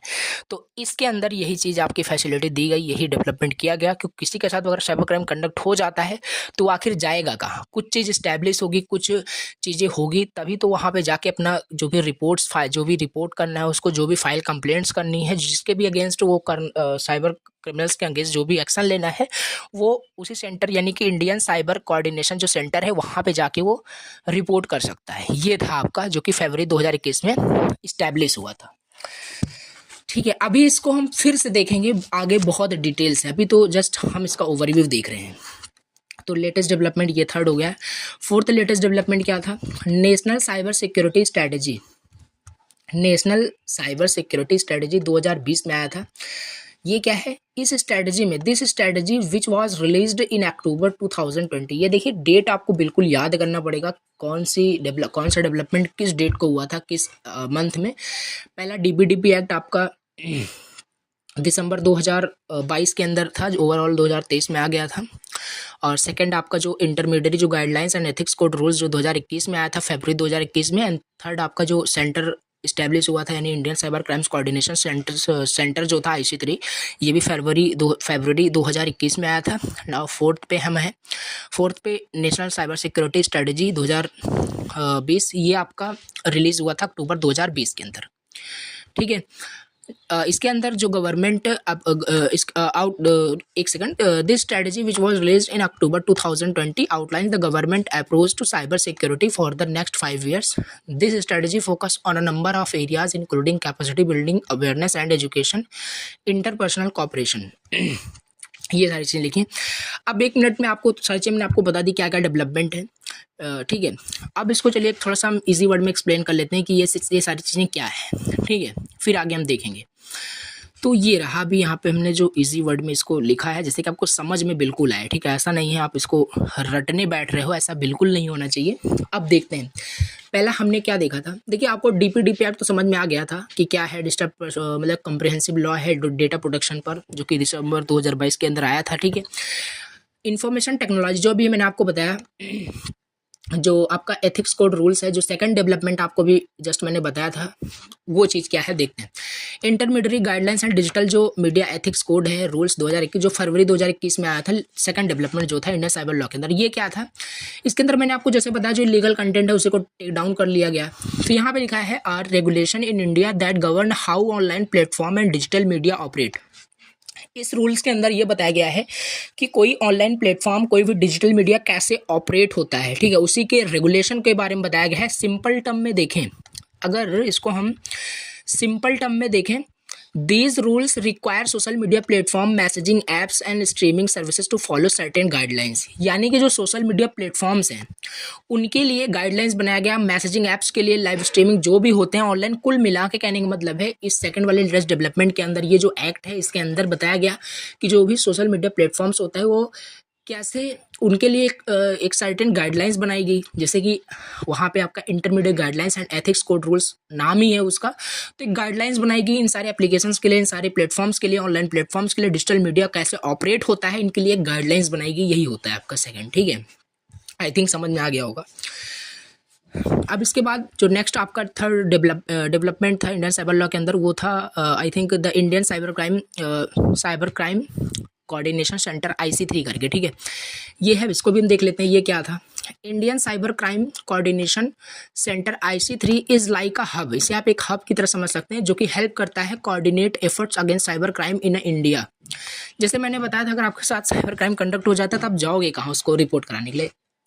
सिंपल वही चीज़ यहाँ पे है, जो कि फरवरी 2021 के अंदर ये इस्टेब्लिश हुआ था, ठीक है, ये सेंटर एक है, ये इस्टेब्लिश हुआ था। It acts as an central unit, एक सेंट्रल यूनिट की तरह काम करता है, जो कलेक्ट करता है वेरियस लॉ इन्फोर्समेंट एजेंसीज को एंड ऑर्गेनाइजेशन को साथ काम करने के लिए, dealing with cyber threats and cyber crimes. The goal is to improve, इसका गोल ये है इम्प्रूव करना कंट्री के एबिलिटी को प्रिवेंट करने के लिए, रिस्पॉन्ड करने के लिए साइबर अटैक्स को, जो भी साइबर अटैक्स हो रहे हैं उसको रिस्पॉन्ड करने के लिए, उसको प्रिवेंट करने के लिए एक यूनिट बनाई गई, जिसे हम इसी वर्ड में साइबर क्राइम यूनिट बोलते हैं। वही है आपका Indian cyber crime coordination centre IC3, यहाँ पे सेंटर उसी को बोलते हैं, ठीक है। और कुल मिला के उसको प्रिवेंट करने के लिए किसी के साथ भी अगर हो जाता है, ठीक है, साइबर क्राइम, तो वो जाके उसका रिपोर्ट करा सकता है। तो ये चीज़ है respond ensuring a more effective and collaborative approach in tackling online criminal activities. Online criminal activities को मतलब टैग करना, ठीक है, उसको देखना कि कहाँ से कैसे क्या हुआ, तो इस सेंटर के अंदर सारी चीज़ें होती है। अब नेक्स्ट इसके बाद जो फोर्थ डेवलपमेंट था, जो हमने एक्सप्लेन नहीं किया था आपको, वो चीज़ देखते हैं। वो था आपका national cyber security strategy. National cyber security strategy ये 2020 में आया था, अक्टूबर 2020 के अंदर। ये क्या है? The national cyber security strategy 2020 is a plan that outlines how a country aims to protect itself from cyber threats। कुल मिला के जैसे नाम से पता चल रहा होगा, नेशनल साइबर सिक्योरिटी स्ट्रैटेजी मतलब कि कुल मिला के कंट्री को कैसे साइबर थ्रेट से, जैसे आपको पता होगा साइबर वॉरफेयर भी होता है, ठीक है, यूनिट फर्स्ट के अंदर में देखा था। तो साइबर वॉरफेयर यानी कि जैसे कंट्री को कोई नुकसान ना हो, कुल मिला के जो भी साइबर थ्रेट्स होते हैं उससे बचने के लिए जो स्ट्रैटेजी बनाई जाती है, वही चीज़ है आपका नेशनल साइबर सिक्योरिटी स्ट्रैटेजी। इसमें क्या होता है, इसमें आउटलाइन रहता है हाउ अ कंट्री की कंट्री कैसे प्रोटेक्ट करता है इटसेल्फ को from cyber threats and ensure a secure online environment. In simple term, अगर सिंपल टर्म में देखें, it's like a road map, एक रोड मैप की तरह है जो कि डिस्क्राइब करता है the measures a nation will take a safeguard its digital space. This includes strategy for preventing cyber attacks, responding to incidents and enhancing overall यहाँ पे कहने का मतलब है overall cyber security capabilities often involving a combination of technical policies, and educational initiatives. The goal is to strengthen a country resilience against online threats and promote a safer digital ecosystem. देखिए ये क्या है, national cyber security strategy, ये अक्टूबर 2020 में आया था। इसका simple M था प्रोटेक्ट करना कंट्री को, नेशनल को, ठीक है, नेशन को प्रोटेक्ट करना साइबर थ्रेट से, जैसे साइबर वॉरफेयर भी होता है आपको पता है, सिक्योर ऑनलाइन इन्वायरमेंट में सारी चीज़ों को यूज़ करना। सिंपल टर्म्स में अगर देखें, एक रोड मैप की तरह है जो डिस्क्राइब करता है एक नेशन को कि कैसे अपने आप को डिजिटल स्पेस में सेफ रखना है। दिस इंक्लूड्स स्ट्रेटजी, और इसमें काफ़ी सारी स्ट्रेटजी बताई गई हैं जो प्रिवेंट करता है साइबर अटैक से, और रिस्पॉन्ड करता है साइबर अटैक्स को, इंसिडेंस जो भी होता है उसको उसे प्रोटेक्ट करता है और उसको रिस्पॉन्ड करता है। तो ये सारी चीज़ें इसके अंदर बताई गई थी, ठीक है, यहाँ पे वही लिखा हुआ है। तो ये हो गया अभी आपका। अब यहाँ पे हम थोड़ा सा नेक्स्ट देख लेते हैं, ठीक है, एक सेकंड। अब यहाँ पे हम देख लेते हैं नेक्स्ट क्वेश्चन। ये हो गया आपका सिंपल, मैंने इजी वर्ड में आपको बता दिया ये सारी चीज़ें। ये क्वेश्चन था आपका, what are the latest development in Indian cyber law. ये बहुत डिटेल्स हमने देख लिया, इजी वर्ड में भी देख लिया और यहाँ पे जो भी लिखा है ये भी देख लिया, डेफिनेशन टेक्निकल टर्म में भी देख लिया। डीपीडीपी एक्ट, अभी हम डिटेल्स चलते हैं, देखते हैं। पहले यहाँ पे हमने तो देख ही लिया था क्या है। डीपीडीपी एक्ट हो गया आपका information technology intermediate guidelines and digital media ethics code rules, ये हो गया। एंड थर्ड आपका IC 3 हो गया। एंड फोर्थ आपका नेशनल साइबर सिक्योरिटी स्ट्रेटेजी जो था ये हो गया। नाउ नेक्स्ट क्वेश्चन अभी आता है आपका, what is digital personal data protection act. ये अलग से ऐसे भी पूछा जा सकता है, इंपॉर्टेंट ये भी है। What is digital personal data protection act, DPDP act 2023 क्या होता है। What are its main objective, इसका मेन ऑब्जेक्टिव आपको बताना है। चलिए देखते हैं डीपीडीपी एक्ट क्या होता है। हमने ऑलरेडी आपको बताया डीपीडीपी एक्ट क्या है। DPDP act digital personal data protection एक एक्ट होता है जो कि दिसंबर 2022 के अंदर आया था, मीन्स ओवरऑल 2023 के अंदर, ठीक है। और ये एक इंडिया का कम्प्रिहेंसिव लॉ है ऑन डेटा प्रोटेक्शन। डेटा को प्रोटेक्ट करने के लिए कम्प्रिहेंसिव लॉ लाया गया जो कि डीपीडीपी एक्ट होता है। इसके अंतर्गत हमारा जो पर्सनल डेटा होता है, किसी भी ऑर्गेनाइजेशन का जो पर्सनल डेटा है, उसी को हम कैसे सेफली रख सकते हैं, यही सारी चीज़ें इसके अंदर बताई गई थी। ऐसे आप लिख सकते हैं अपने ईजी वर्ड में, ठीक है। तो कुल मिलाकर digital personal data protection act क्या होता है, अपने पर्सनल डेटा को सेफली सेफगार्ड रखना अपने कंप्यूटर लैपटॉप में, उसको कोई अदर पर्सन यूज़ ना कर पाए। किसी भी ऑर्गेनाइजेशन का डेटा, आपका पर्सनल डेटा, वही होता है डीपीडीपी एक्ट। आप अपने पर्सनल डेटा को कैसे आप प्रोटेक्ट कर रहे हो, उसी के रिलेटेड यहाँ पे आपका यह एक्ट आया था। और इसका डेट याद रखना 2022 में आया था, दिसंबर में आया था, ओवरऑल 2023 में।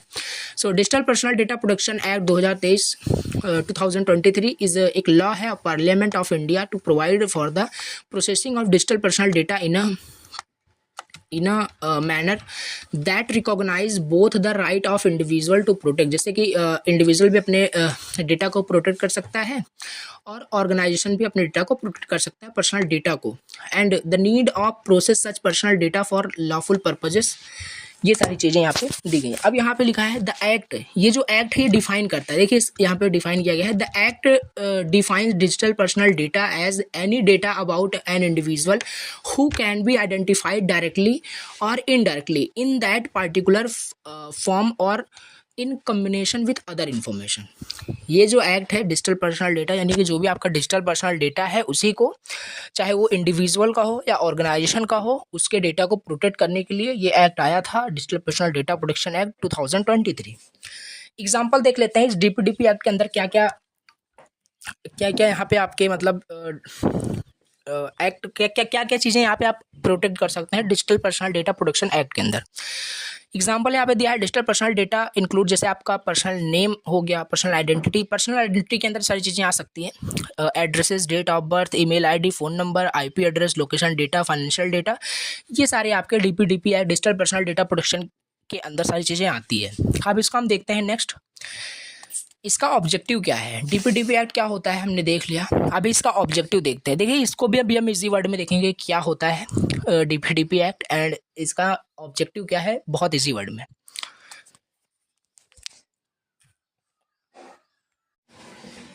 अभी यहाँ पे हम देखते हैं कि डीपीडीपी एक्ट का जो मेन ऑब्जेक्टिव है क्या क्या है, ठीक है। तो डीपीडीपी एक्ट क्या होता है, digital personal data protection act क्या होता है, आई थिंक समझ में आ गया होगा, ठीक है। अब इसका मेन ऑब्जेक्टिव क्या है, डीपीडीपी एक्ट का मेन ऑब्जेक्टिव क्या क्या है। तो पहले तो अभी यहाँ पे हम पॉइंट टू पॉइंट देखेंगे, फिर हेडिंग वाइज देखेंगे कि क्या क्या ऑब्जेक्टिव होता है। आप जैसे भी चाहें इसको राइट डाउन कर सकते हैं। सो मेन ऑब्जेक्टिव जो है डीपीडीपी एक्ट का वो है आपका प्रोटेक्ट करना, protect the rights of individual to privacy. जैसे हमने देखा था इंडियन साइबर लॉ के अंदर क्या क्या rights of individual, right to privacy, right to digital security and right to file complaints, and ये सारी चीज़ हमने देखी थी, ठीक है। सो यहाँ पे उसी तरीके से डीपीडीपी एक्ट के अंदर भी कुछ यहाँ पे मेन ऑब्जेक्टिव है। यहाँ पे दिया है पहला objective, protect the rights of individual to privacy and protect their personal data from unauthorised access unauthorised access और डिस्क्लोजर मॉडिफिकेशन और डिसरप्शन आप बोल सकते हैं, ठीक है, यानी करप्शन वगैरह से यहाँ पे अपने डेटा को कैसे प्रोटेक्ट किया जाता है। सो ये इसका मेन ऑब्जेक्टिव है। सेकंड इसका ऑब्जेक्टिव क्या है? Promote responsible data processing practices by organisation, establish और फ्रेमवर्क। ये सारी चीज़ें मतलब बहुत ही टेक्निकल डेफिनेशन में लिखी हुई है, बिल्कुल यहाँ पे थोड़ा सा डिफिकल्ट टू अंडरस्टैंड होता है, ठीक है। अब हम चलिए इसको इजी वर्ड में पहले समझते हैं, फिर अच्छे समझ में आ जाएगा, ठीक है, कि क्या क्या इसमें इसका इजी वर्ड में क्या क्या है। तो इजी वर्ड में पहले हम देख लेते हैं इसका क्या है, डीपीडीपी एक्ट का मेन ऑब्जेक्टिव क्या है। ये सारी चीज़ें हमने देख रखी है, क्या ये सारी चीज़ें। अब ये रहा आपका ठीक है, देखिए डिजिटल डेटा प्रोटेक्शन एक्ट क्या होता है 2023, ये सच आपको पता है। अब इसका जो मेन ऑब्जेक्टिव है वहाँ पे जो मैंने अभी नोट्स में आप देखे थे वो भी आप लिख सकते हैं, समझ सकते हैं, बट इसी वर्ड में ये मैं प्रेफर करूँगा आप ये समझें। तो पहला जो यहाँ पे है आपका प्राइवेसी प्रोटेक्शन के लिए, डीपीडीपी एक्ट जो यहाँ पे इसका मेन ऑब्जेक्टिव पहला प्राइवेसी प्रोटेक्शन के लिए, ensuring that individual have control over their personal information online and that organisation handle this data responsibly, यानी कि इंश्योर करना है कि कोई भी इंडिविजुअल अपने पर्सनल डेटा को कैसे कंट्रोल कर रहा है। कुल मिलाकर डीपीडीपी एक्ट का जो पहला मेन ऑब्जेक्टिव था प्राइवेसी को प्रोटेक्ट करना, अपने डेटा को प्रोटेक्ट करना, प्राइवेसी को प्रोटेक्ट करना, ये इसका मेन ऑब्जेक्टिव। दूसरा है data security. Data security means implementing measure to protect personal data from unauthorised access, breaches और मिसयूज। आप अपने डेटा के मिसयूज को कैसे मतलब प्रिवेंट करते हैं, ये सारे मतलब इसका मेन ऑब्जेक्टिव है। यहाँ पे वही इजी वर्ड में लिखा है, इम्प्लीमेंट करना measure to protect personal data from unauthorised access से, ब्रीचेस से और मिसयूज से डेटा को सिक्योर करना। पहला प्राइवेसी प्रोटेक्शन, दूसरा डेटा सिक्योरिटी, तीसरा है कॉन्सेंट मैकेनिज्म। कॉन्सेंट मैकेनिज्म क्या होता है? establishing rules for how organization collect, process and use personal data, often requiring explicit consent from individual। जैसे मान लीजिए कोई भी ऑर्गेनाइजेशन है, आपके किसी भी इंडिविजुअल का पर्सनल डेटा उसको यूज़ करना है, सो एक कॉन्सेंट मैकेनिज्म साइन किया जाता है। फॉर एग्जांपल आप जैसे ऑनलाइन कुछ भी अप्लाई वगैरह करते हैं तो आपको एक वहाँ पे बॉक्स दिया रहता है टिक करने के लिए, जिसको आप टिक करते हैं। सो नेक्स्ट स्टेप पे आप जो भी वहाँ पे जिस भी फॉर्म में कुछ भी आप करते हैं तो आपको एक कॉन्सेंट साइन दिया होता है, कॉन्सेंट मैकेनिज्म दिया होता है। जैसे कि वो क्या होता है कि आप उस एग्री करते हैं, मतलब जो वहाँ पे होता नहीं है ऑनलाइन, जब भी आप कुछ अप्लाई वगैरह करते हैं तो एक्सेप्ट टर्म्स एंड कंडीशन का कुछ होता है, दैट इज कॉन्सेंट मैकेनिज्म, उसी को कॉन्सेंट मैकेनिज्म कहा जाता है। मान लीजिए कोई ऑर्गेनाइजेशन है, यानी कि एक रूल इस्टेब्लिश करता है कि कोई भी ऑर्गेनाइजेशन कैसे कलेक्ट करता है, यानी कि जब भी आप उस कॉन्सेंट पे साइन करते हैं, जब टिक करते हैं उस बॉक्स पे एक्सेप्ट टर्म्स एंड कंडीशन पे, तो आपका जो पर्सनल डेटा है, जो भी वेबसाइट पर आप टिक कर रहे हो, वो आपके डेटा को कैसे कलेक्ट करता है, कैसे प्रोसेस करता है आपके पर्सनल डेटा को, वही चीज़ होता है कॉन्सेंट मैकेनिज्म। ये भी आपका इसका ऑब्जेक्टिव हो जाएगा डीपीडीपी एक्ट का, डिजिटल पर्सनल डेटा प्रोटेक्शन, कि आप यहाँ पे खुद की मर्जी से आप किसी को अपना डेटा दे रहे हैं, कंसेंट मतलब साइन कर रहे हैं, कंसेंट मैकेनिज्म यहाँ पे आपका यूज हो रहा है। तो ये चीज़ आपका हो गया, ठीक है, तो इसको आप पढ़ सकते हैं। नाउ अकाउंटेबिलिटी क्या होता है? अकाउंटेबिलिटी डीपीडीपी एक्ट के अंतर्गत यहाँ पे आपका आता है accountability means holding organizations accountable for the proper handling of the personal data and providing mechanism for individual to address privacy concerns। means यहाँ पे प्राइवेसी से रिलेटेड यहाँ पे भी है, आप इसे देख सकते हैं कि कैसे आपका जो डेटा है कैसे हैंडल किया जा रहा है, प्रॉपर हैंडलिंग कैसे हो रही है आपके पर्सनल डेटा को, पर्सनल डेटा का कैसे प्रॉपर हैंडलिंग हो रहा है, मैकेनिज्म क्या यूज़ हो रहा है इंडिविजुअल के प्राइवेसी को मतलब मेंटेन करने के लिए, क्या क्या वहाँ पे यूज़ हो रहा है, ये सारी चीज़ें यहाँ पे बताई गई हैं, ठीक है। तो ये चीज़ है अकाउंटेबिलिटी का सिंपल यही है। अब यहाँ पे पहला प्राइवेसी प्रोटेक्शन, दूसरा data security, third consent mechanism, fourth accountability. Accountability का सिंपल में मतलब बताऊँ, proper handling of personal data, आपके पर्सनल डेटा को किस तरीके से हैंडल किया जा रहा है, उसको कैसे प्रोवाइड किया जा रहा है, क्या मैकेनिज्म यूज़ हो रहा है आपके डेटा को आगे भेजने में, क्या प्राइवेसी कंसर्न क्या क्या है, ये सारी चीज़ें यहाँ पे हैं, ठीक है। फिफ्थ अकाउंटेबिलिटी हो गया। नाउ यहाँ पे फिफ्थ आपका है इंटरनेशनल स्टैंडर्ड्स। ये सारी चीज़ें भी इंटरनेशनल स्टैंडर्ड्स, ये क्या है? Aligning with global best practices and standards for data protection, ये भी आपका डेटा प्रोटेक्शन के लिए यहाँ पे है। कुल मिला के यहाँ पे जो डीपीडीपी एक्ट का मेन ऑब्जेक्टिव है वो डेटा के प्रोटेक्शन पे, डेटा को प्रोटेक्ट करने पे ही है। ठीक है, डेटा को प्रोटेक्ट कैसे करना है, डिजिटल जो डेटा होता है, डिजिटल पर्सनल डेटा जो होता है उसी के प्रोटेक्शन पे यहाँ पे दिया गया है। ठीक है,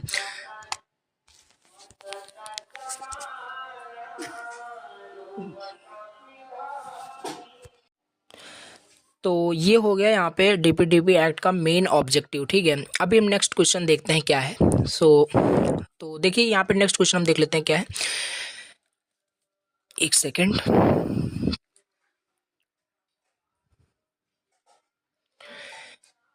ये हो गया। ठीक है, देखिए डीपीडीपी एक्ट का जो मेन ऑब्जेक्टिव है आप ये भी लिख सकते हैं यहाँ पे, जो यहाँ पे बताया गया है, प्रमोट करना responsibility to processing practices by organisation. ये सारी चीज़ें हमने हेडिंग वाइज भी देख ली, बाकी काफ़ी टेक्निकल डेफिनेशन दी गई यहाँ पे, टेक्निकल टर्म यहाँ पे दिया गया है। अब हम नेक्स्ट क्वेश्चन देखते हैं। नेक्स्ट क्वेश्चन हमारे पास है, what are the rights given to individual by DPDP act, also mention the obligation imposed on organisation by DPDP act. देखिए ये काफ़ी इंपॉर्टेंट क्वेश्चन है, ये सारे इंपॉर्टेंट क्वेश्चन है जो इंडियन साइबर लॉ के अंदर हम पढ़ रहे हैं, बहुत ही इंपॉर्टेंट क्वेश्चन है। एग्जाम में 90% चांस होता है कि ये क्वेश्चन पूछे जाते हैं, क्योंकि इसी से रिलेटेड, क्योंकि प्रेजेंट टाइम में जो चीज़ें यूज़ हो रही हैं, जो चीज़ें प्रेजेंट टाइम में चल रही हैं, वही सारी चीज़ें पूछी जाती है एग्जाम में। सो यहाँ पे आपसे पूछा जा रहा है कि व्हाट आर द राइट्स, क्या क्या राइट्स है जो कि दिया गया है इंडिविजुअल को बाय डीपीडीपी एक्ट। यहाँ पे इंडियन साइबर लॉ के अंदर नहीं पूछा है, जो हमने पहले वहाँ पे पढ़ रखा है। डीपीडीपी एक्ट के अंदर क्या क्या राइट्स जो इंडिविजुअल को दिए गए हैं और उसी तरीके से क्या क्या राइट्स ऑर्गेनाइजेशन को दिए गए हैं, ये हमें बताना है। So right given to individual, DPDP act के अंदर दिया है, the DPDP act establish a number of rights of individual including the right to, जैसे कि access their personal data, correct their personal data, erase their personal data, object to the processing their personal data, port their personal data. यानी क्या वो अपने data को access कर सकता है, करेक्ट कर सकता है एंड इरेज कर सकता है। ये इंडिविजुअल को राइट्स दिए गए हैं। अपने डेटा के प्रोसेसिंग पर ऑब्जेक्शन कर सकता है, मीन्स कोई भी डेटा उसका अगर कोई पर्सन प्रोसेस कर रहा है तो उस पर ऑब्जेक्शन कर सकता है।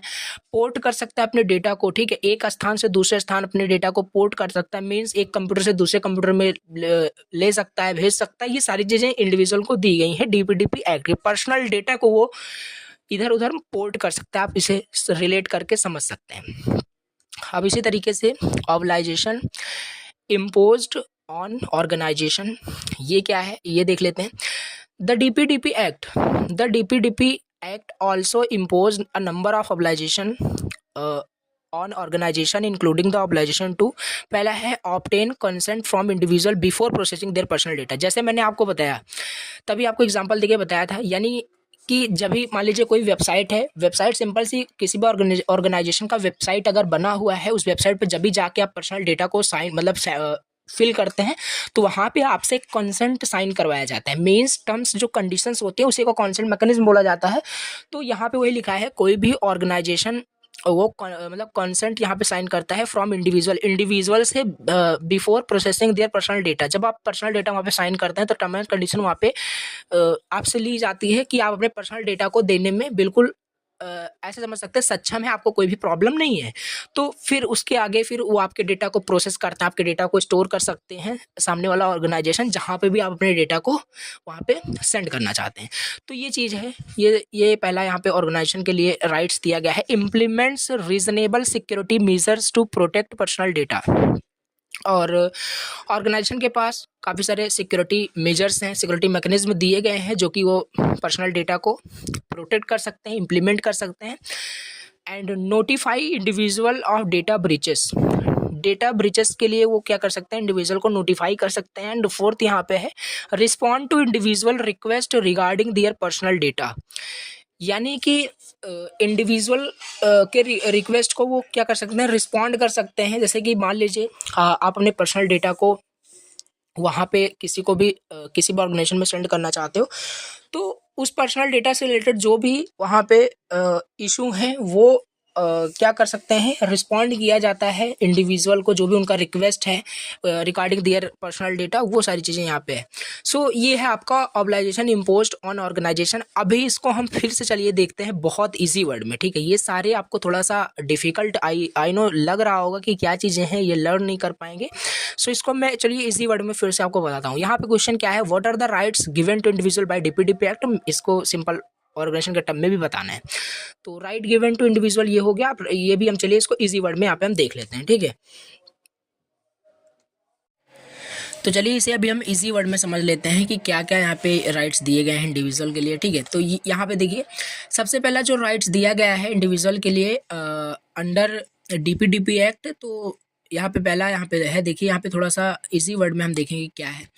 यहाँ पे सबसे पहले राइट ऑफ इंडिविजुअल, यानी इंडिविजुअल के लिए क्या क्या राइट दिया गया है। तो राइट्स टू एक्सेस यानी कि द इन्वेंटरी चेक। देखिए एक थोड़ा सा यहाँ पे एनालॉजी में आपको बताऊंगा कैसे है। देखिए एनालॉजी क्या है यहाँ पे, इमेजिन करिए कि आपका पर्सनल इन्फॉर्मेशन एक आइटम की तरह है स्टोरेज यूनिट में। एक स्टोरेज यूनिट है, उसमें एक आइटम की तरह आपका कोई पर्सनल इन्फॉर्मेशन है, ठीक है। अब ये एक्ट क्या करता है, डीपीडीपी एक्ट, ये आपको अलाउ करता है you to check the inventory list to know what stored about you. If there is an error you can ask for correction. यानी कि सबसे पहला जो आपका राइट्स है वो एक्सेस करने के लिए है कि आप उसमें अपने डेटा को कभी भी एक्सेस कर सकते हैं। सबसे पहला इंडिविजुअल के लिए जो भी आपका पर्सनल डेटा है, जहाँ पे भी आपने स्टोर कर रखा है कंप्यूटर लैपटॉप में, आप उसे कभी भी कहीं भी एक्सेस कर सकते हैं। तो ये पहला आपको राइट्स दिया गया है डीपीडीपी एक्ट के अंदर। सेकेंड है राइट टू इरेज, यानी आप अपने डेटा को बिल्कुल इरेज कर सकते हैं, चाहे तो बिल्कुल इरेज कर सकते हैं। You have the right to request the removal of unnecessary item from your storage unit just like decluttering your space. This is about getting rid of things you no longer want or need. मान लीजिए आपने personal data में से कुछ ऐसा data है कि आप उसे नहीं चाहते कि ये डेटा मतलब उतना आपके लिए इंपॉर्टेंट नहीं है, बट आपका पर्सनल डेटा है, उसको आप चाहे इरेज भी कर सकते हैं अपने कंप्यूटर लैपटॉप में, ये भी आपके पास राइट्स हैं। सो यहाँ पे हम पढ़ रहे हैं rights of individual by DPDP act हम पढ़ रहे हैं, ठीक है। डीपीडीपी एक्ट के अंतर्गत आप क्या क्या अपने पर्सनल डेटा के साथ क्या क्या कर सकते हैं, क्या क्या राइट्स आपको है। तो राइट टू एक्सेस है, राइट टू इरेजर है, और right to data portability. Portability means if you decide to switch services, आपने डिसाइड किया कि मैं सर्विसेज को स्विच करूंगा, like moving from one cloud storage to other मतलब प्रोवाइडर, ठीक है। The act allows you to request a copy of your information in a format that easy to move, यानी कि आप अपने डेटा को एक प्लेस से, एक कंप्यूटर से दूसरे कंप्यूटर में भी कर सकते हैं, कोई इशू नहीं है। ये भी आपको डीपीडीपी एक्ट के अंदर ये भी आपको दिया गया है, आपको राइट्स दिया गया है, ठीक है। सो ये फोर्थ अभी यहाँ पे है rights to object, the rights to object. And ये जो पास में लिखा है the moving and clean up, ये सब थोड़ा सा याद करने का एक टेक्निक यहाँ पे दिया है, the do not disturb sign करके। यानी कि आप अपने डेटा को, अपने पर्सनल डेटा को वो उसका ऑब्जेक्ट भी कर सकते हैं, मतलब कि you can put up a do not disturb sign on your storage unit if there is a specific use of your data you do not agree with, you have to the right of object। यानी आपका data अगर कुछ भी computer में right नहीं है तो आप उसके अगेंस्ट ऑब्जेक्शन कर सकते हैं कि मेरा जो डेटा है, जैसे कि यहाँ पे आपको दिया है, you can put up a do not disturb sign on your storage unit if there is a specific use of your data you do not agree with, you have the right to the object। यहाँ पे इस तरीके से, यानी एक example आप समझ सकते हैं, डू नॉट डिस्टर्ब करके यहाँ पे कुछ साइन है, यानी कि आपका जो डेटा है, आपके पास राइट है, आपका जो डेटा है उस पर आप ऑब्जेक्ट कर सकते हैं कि आपका जो डेटा है वो सही है कि नहीं है। ये सारी चीज़ें यहाँ पे आपको राइट्स है, ठीक है, अपने डेटा पे ऑब्जेक्ट कर सकते हैं। तो ये हो गया आपका डीपीडीपी एक्ट के अंदर। बाकी ये काफ़ी सिमिलर सा लगता है, जैसे हमने इंडियन साइबर लॉ के अंदर जब राइट्स पढ़े थे, right to privacy, right to file complaint, तो ये सारी चीज़ें थोड़ा सा सिमिलर सी लगती हैं, तो आप लिख सकते हैं, ठीक है, इसमें कोई इशू नहीं है। तो आप थ्योरी टाइप का है तो आप लिख सकते हैं, कोई इशू नहीं है। यहाँ पे rights of individual by DPDP act है, बाकी यहाँ पे मैंने कंटेंट आपको प्रोवाइड करा दिया। तो ये हो गया राइट टू एक्सेस हो गया, राइट टू इरेज हो गया, right to data portability, right to object. अब हम देख लेते हैं जो हमारे पास यहाँ पे था नेक्स्ट, ऑब्लाइजेशन इम्पोज्ड ऑन ऑर्गेनाइजेशन। ये देख लेते हैं ऑब्लाइजेशन ऑन ऑर्गेनाइजेशन, ठीक है। अब ऑर्गेनाइजेशन के लिए क्या क्या यहाँ पे ऑब्लाइजेशन दिया गया है, ठीक है। सबसे पहला लॉफुल एंड फेयर प्रोसेसिंग। कोई भी ऑर्गेनाइजेशन है वो किसी भी पर्सनल डेटा को एक लॉफुल में, यानी कि अनलॉफुल नहीं होना चाहिए, यानी कि एक लॉ के अंदर ही और सही तरीके से डेटा को प्रोसेस किया जा रहा हो। Organisation need your permission like a permission slip to collect and use your information. They should also treat your data fairly, just like a responsible friend who does not misuse the items you lend them. मतलब कि कोई भी organisation आपके data को सही वे में कैसे process करता है, सही वे में उसको ऑर्गेनाइजेशन का दायित्व, मतलब आप ऑर्गेनाइजेशन का मतलब समझ सकते हैं, ऑर्गेनाइजेशन का रिस्पॉन्सिबिलिटी ये होती है कि किसी का भी इंफॉर्मेशन एक सही तरीके से प्रोसेस करें, लॉफुल एक्ट में उसको प्रोसेस करें, ये सारी चीज़ें हैं। एंड पर्पज लिमिटेशन, इसका सेकंड यहाँ पे ऑब्लाइजेशन है। Purpose limitation means organisation should only collect and use your information for specific purposes similar to storing your items in designated space. They cannot use your personal photos for unrelated purpose, for examples. जैसे कि purpose limitation organisation के पास होता है, जैसे कि किसी भी organisation को आपका अगर डेटा यूज़ करना है, so related to that purpose वो आपके इन्फॉर्मेशन को यूज कर सकते हैं। वैसा नहीं है उनको किसी दूसरे पर्पस के लिए कोई भी इन्फॉर्मेशन चाहिए, बट वो आपसे आपकी फ़ोटो परमिशन मांग रहे हैं, आपकी फ़ोटो यूज़ करना चाह रहे हैं, आपके वीडियोज़ यूज़ करना चाह रहे हैं, सो दैट इज़ इलीगल। ठीक है, ये इलीगल है, कोई भी ऑर्गेनाइजेशन ऐसा नहीं कर सकता। तो यहाँ पे वही सेम चीज़ लिखी है कि आप पढ़ सकते हैं। ठीक है। एंड थर्ड यहाँ पे हम देखते हैं, थर्ड जो आपका ऑब्लाइजेशन ऑन ऑर्गेनाइजेशन है वो है आपका security measure. Security measure means organisation must safeguard your information like a valuable possession in a locked vault. This is to prevent unauthorized access or theft or ensuring data stays safe. मतलब कि जो भी data, किसी का भी data अगर individual का organisation process कर रही है, सो एक लीगल पर्पस में होना चाहिए, लॉफुल के अंदर प्रोसेस होना चाहिए और सिक्योरिटी भी होना चाहिए, किसी का डेटा लीक नहीं होना चाहिए। ठीक है, तो ये चीज़ है। नाउ फोर्थ यहाँ पे है, फोर्थ है data breach notification. Data breaches क्या होता है, ठीक है, देख लेते हैं डेटा ब्रीचेस क्या होता है। Data breaches is like a alarm system. Okay, if there is a security breach in the storage facility the act requires organisation to sound the alarm.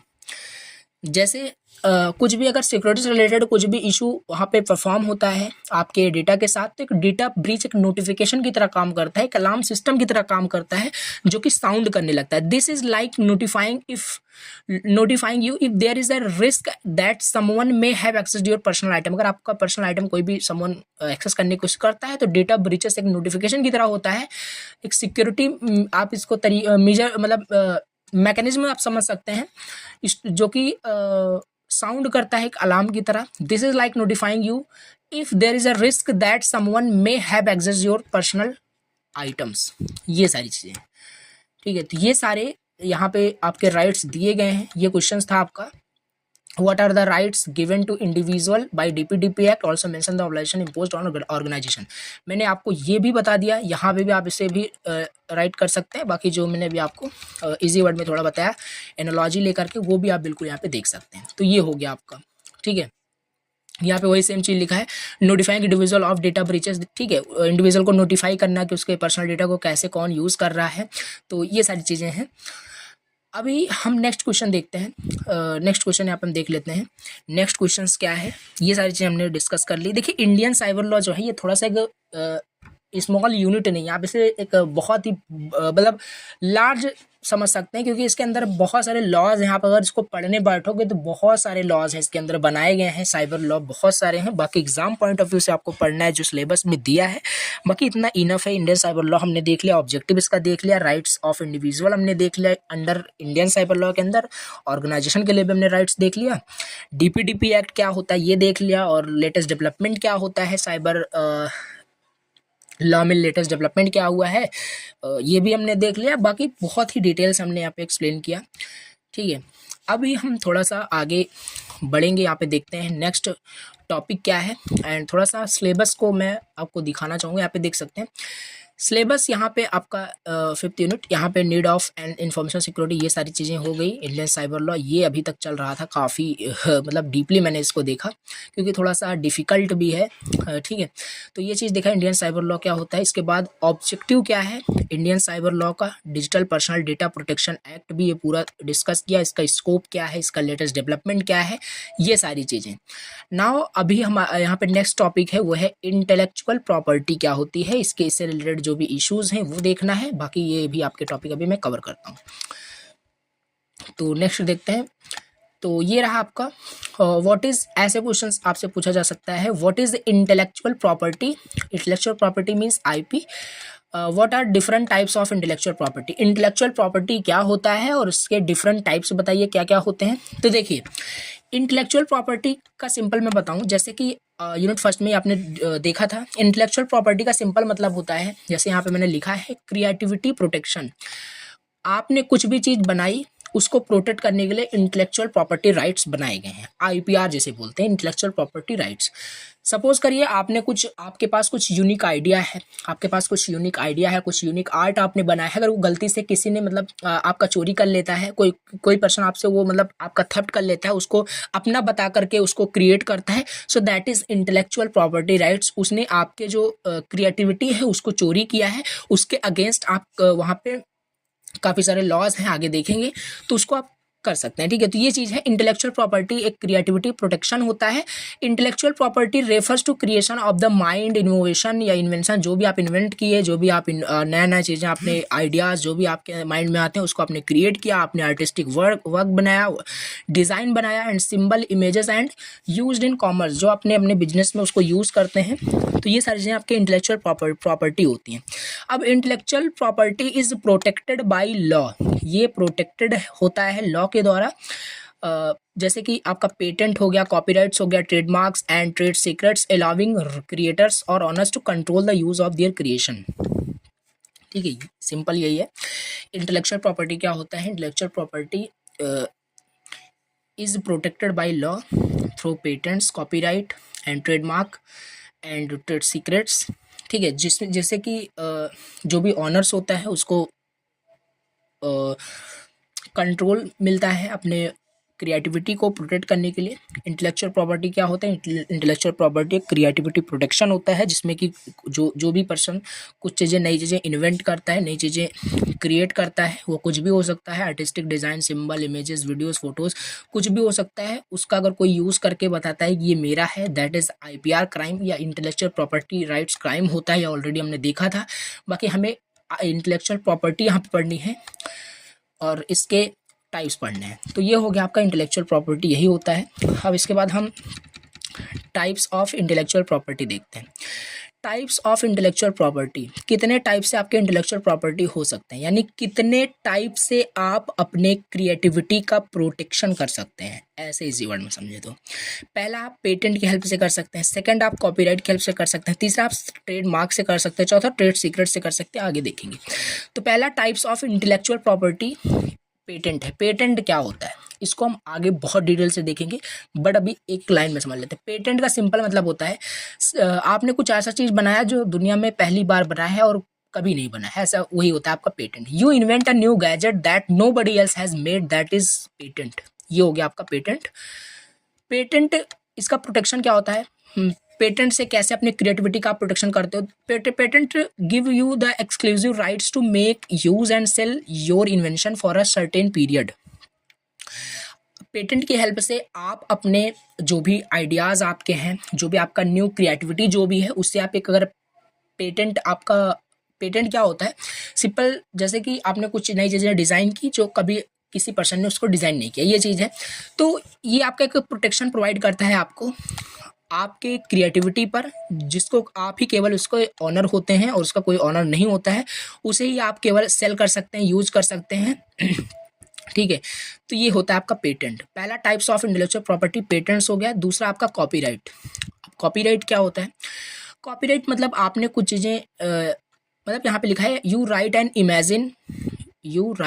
And amazing song और create beautiful art work.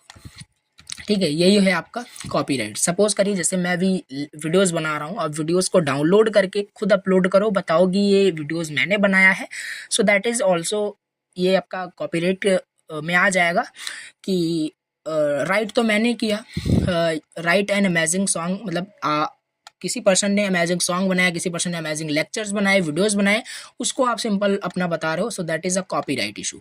तो इसके लिए protection क्या होता है, ये types of हम intellectual property पढ़ रहे हैं। पहला पेटेंट हो गया, दूसरा कॉपीराइट हो गया। कॉपीराइट में क्या प्रोटेक्शन आपको मिलता है, copyright protects your creative works giving you control over how they are used and distributed. ठीक है।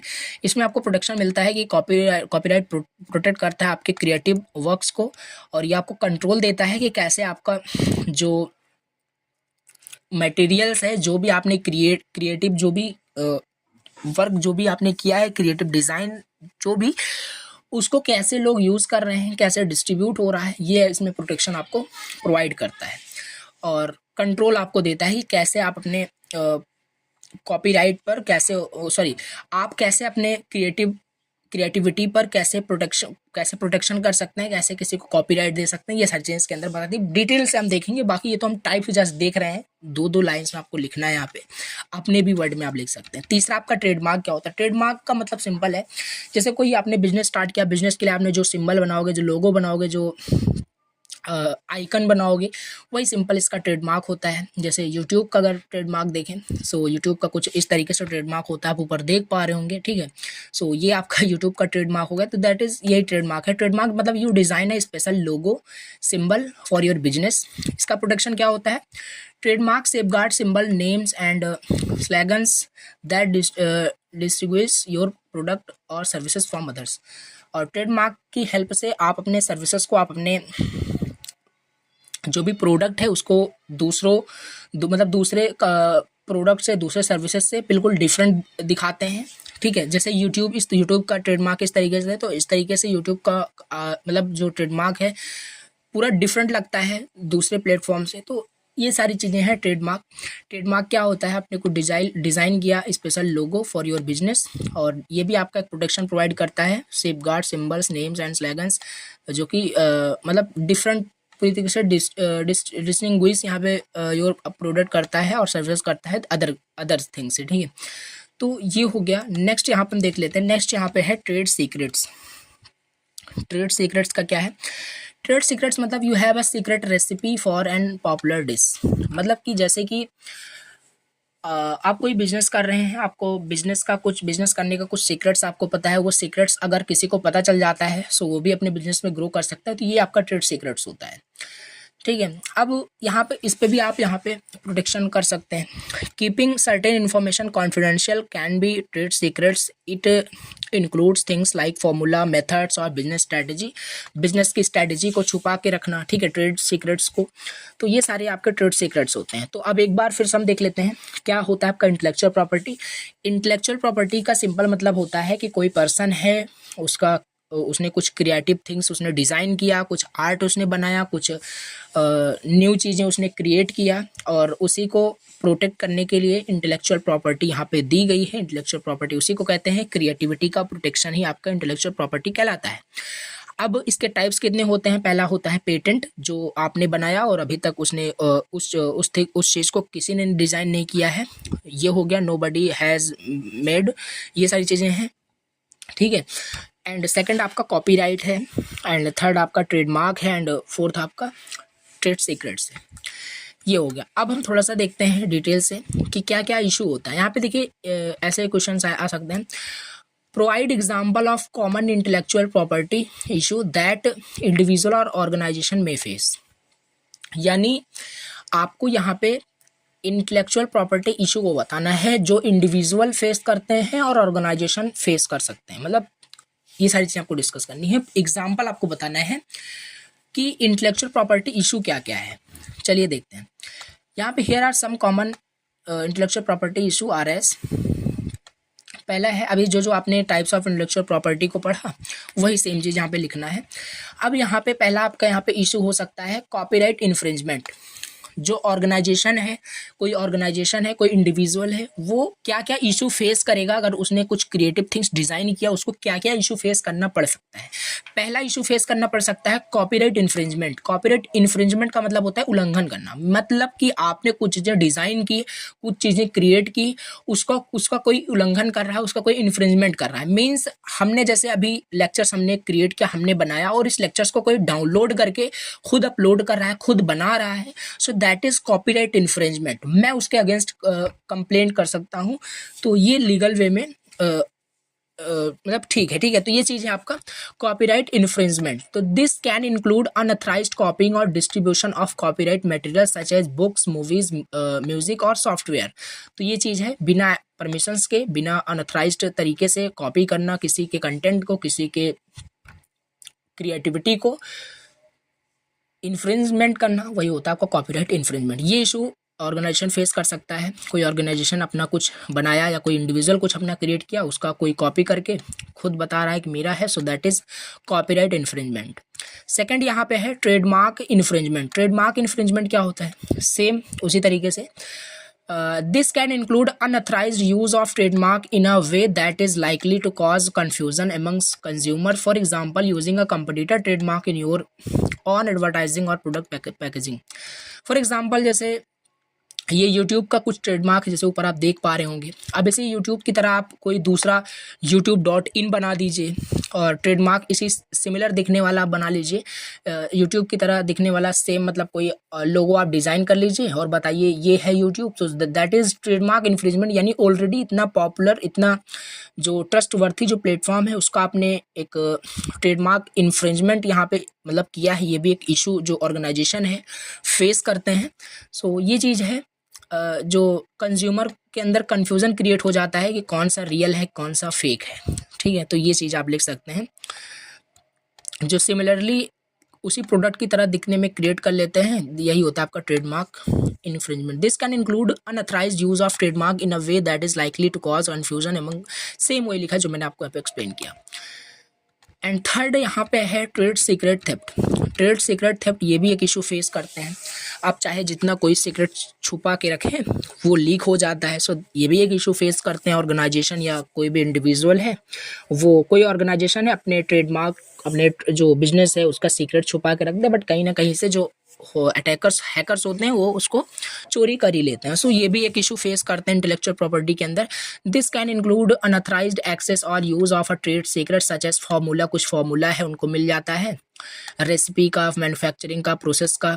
तो ये सारे ट्रेड सीक्रेट्स थेफ्ट के अंदर ही आते हैं।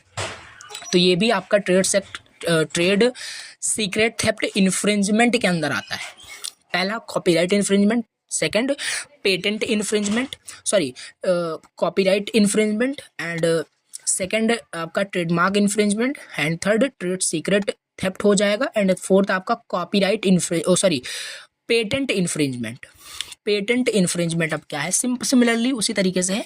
आपने कुछ पेटेंट आपने अपने नाम पे क्रिएट किया, आपने कुछ ऐसे डिज़ाइन किया जो किसी ने अभी तक नहीं बनाया था और वो आप पेटेंट के ऑनर हो गए। ठीक है, अब this can include making, using और सेलिंग अ प्रोडक्ट और process that it is protected by a patent. आपने कुछ चीज़ें क्रिएट किया जो कि एक वो प्रोटेक्टेड है बाय अ पेटेंट। ठीक है, फिर भी उसे लोग सेल करते हैं बाहर। ठीक है, अनऑथराइज्ड तरीके से सेल करते हैं आपके प्रोडक्ट को। आपने जो क्रिएटिविटी आपने डिज़ाइन की है, सो वो भी आपका पेटेंट इन्फ्रिंजमेंट के अंदर ही आ जाता है। ये हो गया। नेक्स्ट यहाँ पे है काउंटर फीटिंग। फिफ्थ यहाँ पे इशू जो फेस करते हैं वो है काउंटर फीटिंग। काउंटर फीटिंग का मतलब होता है नकली चीज़ डिज़ाइन करना। मीन्स आपने कुछ चीज़ें डिज़ाइन की, क्रिएटिविटी तो आपने अपनी दिखाई, बट आपके जो कंपटीटर्स हैं वो काउंटर फीटिंग करते हैं, नकली चीज़ डिज़ाइन करते हैं आपके सिमिलर मतलब दिखने वाले। मीन्स कहने का ये है कि आपने कोई प्रोडक्ट डिज़ाइन किया, प्रोडक्ट आपने बनाया, आपके प्रोडक्ट के मतलब सिमिलर ही सामने वाले कंप्यूटर्स ने कुछ मतलब काउंटर फीटिंग किया, कुछ नकली प्रोडक्ट डिज़ाइन किया, यानी कि फेक वर्जन डिज़ाइन किया आपके प्रोडक्ट का। ठीक है, तो ये भी आपका क्या है आ जाता है, एक इशू आ जाता है इंटेलेक्चुअल प्रॉपर्टी के अंदर ही इशू आ जाता है काउंटर फीटिंग का, जो नकली डिज़ाइन करते हैं। ठीक है, आपके कंपटीटर्स। तो दैट ये ऑल्सो यहाँ पे इशू फेस करता है कोई ऑर्गेनाइजेशन या कोई इंडिविजुअल यहाँ पे फेस करते हैं कि फेक वर्जन उनका बन जाता है, उनके प्रोडक्ट का फेक वर्जन बन जाता है। तो नेक्स्ट यहाँ पे है प्लेगरिज्म। प्लेगरिज्म क्या होता है? प्लेगरिज्म का सिंपल मतलब होता है जैसे कि this can include कॉपिंग someone else work and passing it of your on. जैसे कि ये लेक्चर्स मैं बना रहा हूँ, इस लेक्चर्स को आप डाउनलोड करके आप खुद यूट्यूब पे अपलोड कर दीजिए। सो ये ऑल्सो एक प्लेगरिज्म का एग्जाम्पल होगा। ठीक है, कि आपने किसी दूसरे का वर्क, दूसरे का कंटेंट आपने जस्ट कॉपी किया, उसको यूज़ कर रहे हैं, पास कर रहे हैं और आप बता रहे हैं कि ये मेरा कंटेंट है, तो that is also a plagiarism. ये आपका प्लेगरिज्म होता है। ठीक है, तो ये चीज़ है। Someone uses your written work like a blog post without giving you credit, ये हो सकता है। फॉर एग्जांपल आपने इंटरनेट से किसी का कंटेंट डाउनलोड कर लिया, या इंटरनेट से किसी की फ़ोटोज़ डाउनलोड कर ली और उसको आप बता रहे हो कि ये कंटेंट मेरा है, ये फ़ोटोज़ मेरा है, सो दैट इज़, ये प्लेगरिज्म होता है। जो होता किसी और का है बट बताते आप हो कि ये मेरा है, सो ये प्लेगरिज्म होता है। यहाँ पे वही लिखा है कि कॉपी करना किसी दूसरे के वर्क को और पास करना अपना बता करके, तो यही है आपका। तो क्या क्या इशू फेस करते हैं इंटेलेक्चुअल प्रॉपर्टी के अंदर, एक अगेन रिपीट करते हैं। पहला कॉपीराइट इन्फ्रिंजमेंट, दूसरा ट्रेडमार्क इन्फ्रिंजमेंट है, ठीक है, दिखा देते हैं। दूसरा ट्रेडमार्क इन्फ्रिंजमेंट है, ट्रेड सीक्रेट थेफ्ट है, और पेटेंट इन्फ्रिंजमेंट है, काउंटरफीटिंग, प्लेगरिज्म, ये सारे हो गए, ठीक है। अब यहाँ से दो दो मार्क्स के लिए इंपॉर्टेंट थोड़ा सा क्वेश्चन यहाँ पे मैं बता दूं, बाकी ऑलरेडी हमने डिस्कस कर लिया कि पेटेंट वगैरह क्या होता है, बट दो दो मार्क्स में टेक्निकल डेफिनेशन यहाँ पे मैंने लिख रखी है, आप याद कर सकते हैं। ऐसे क्वेश्चन आ सकता है, व्हाट इज पेटेंट, 2 मार्क्स में। सो देखिए, अब पेटेंट एक लीगल प्रोटेक्शन ग्रांटेड डॉक्यूमेंट होता है, मतलब आप बोल सकते हैं एक patent is a legal protection granted by the government to inventors, providing the exclusive rights to their invention for a specific period, usually 20 years। देखिए पेटेंट क्या होता है, पेटेंट एक लीगल प्रोटेक्शन, मतलब बोल सकते हैं किसी भी क्रिएटिविटी का लीगल प्रोटेक्शन होता है, जो कि गवर्नमेंट के द्वारा इन्वेंटर्स को दिया जाता है, जो क्रिएट करता है, जो क्रिएटर्स को दिया जाता है, इन्वेंटर्स को दिया जाता है, providing them exclusive rights to their inventions for a specific period 20 years. यानी पेटेंट्स का जो राइट्स होता है इन्वेंटर्स के पास, वो अप्रॉक्सीमेट यूजुअली 20 ईयर्स तक, 20 साल तक रहता है, ठीक है। तो ये हो गया आपका पेटेंट, यही होता है। अब कॉपीराइट क्या होता है, what is copyright, what is copyright, copyright क्या है।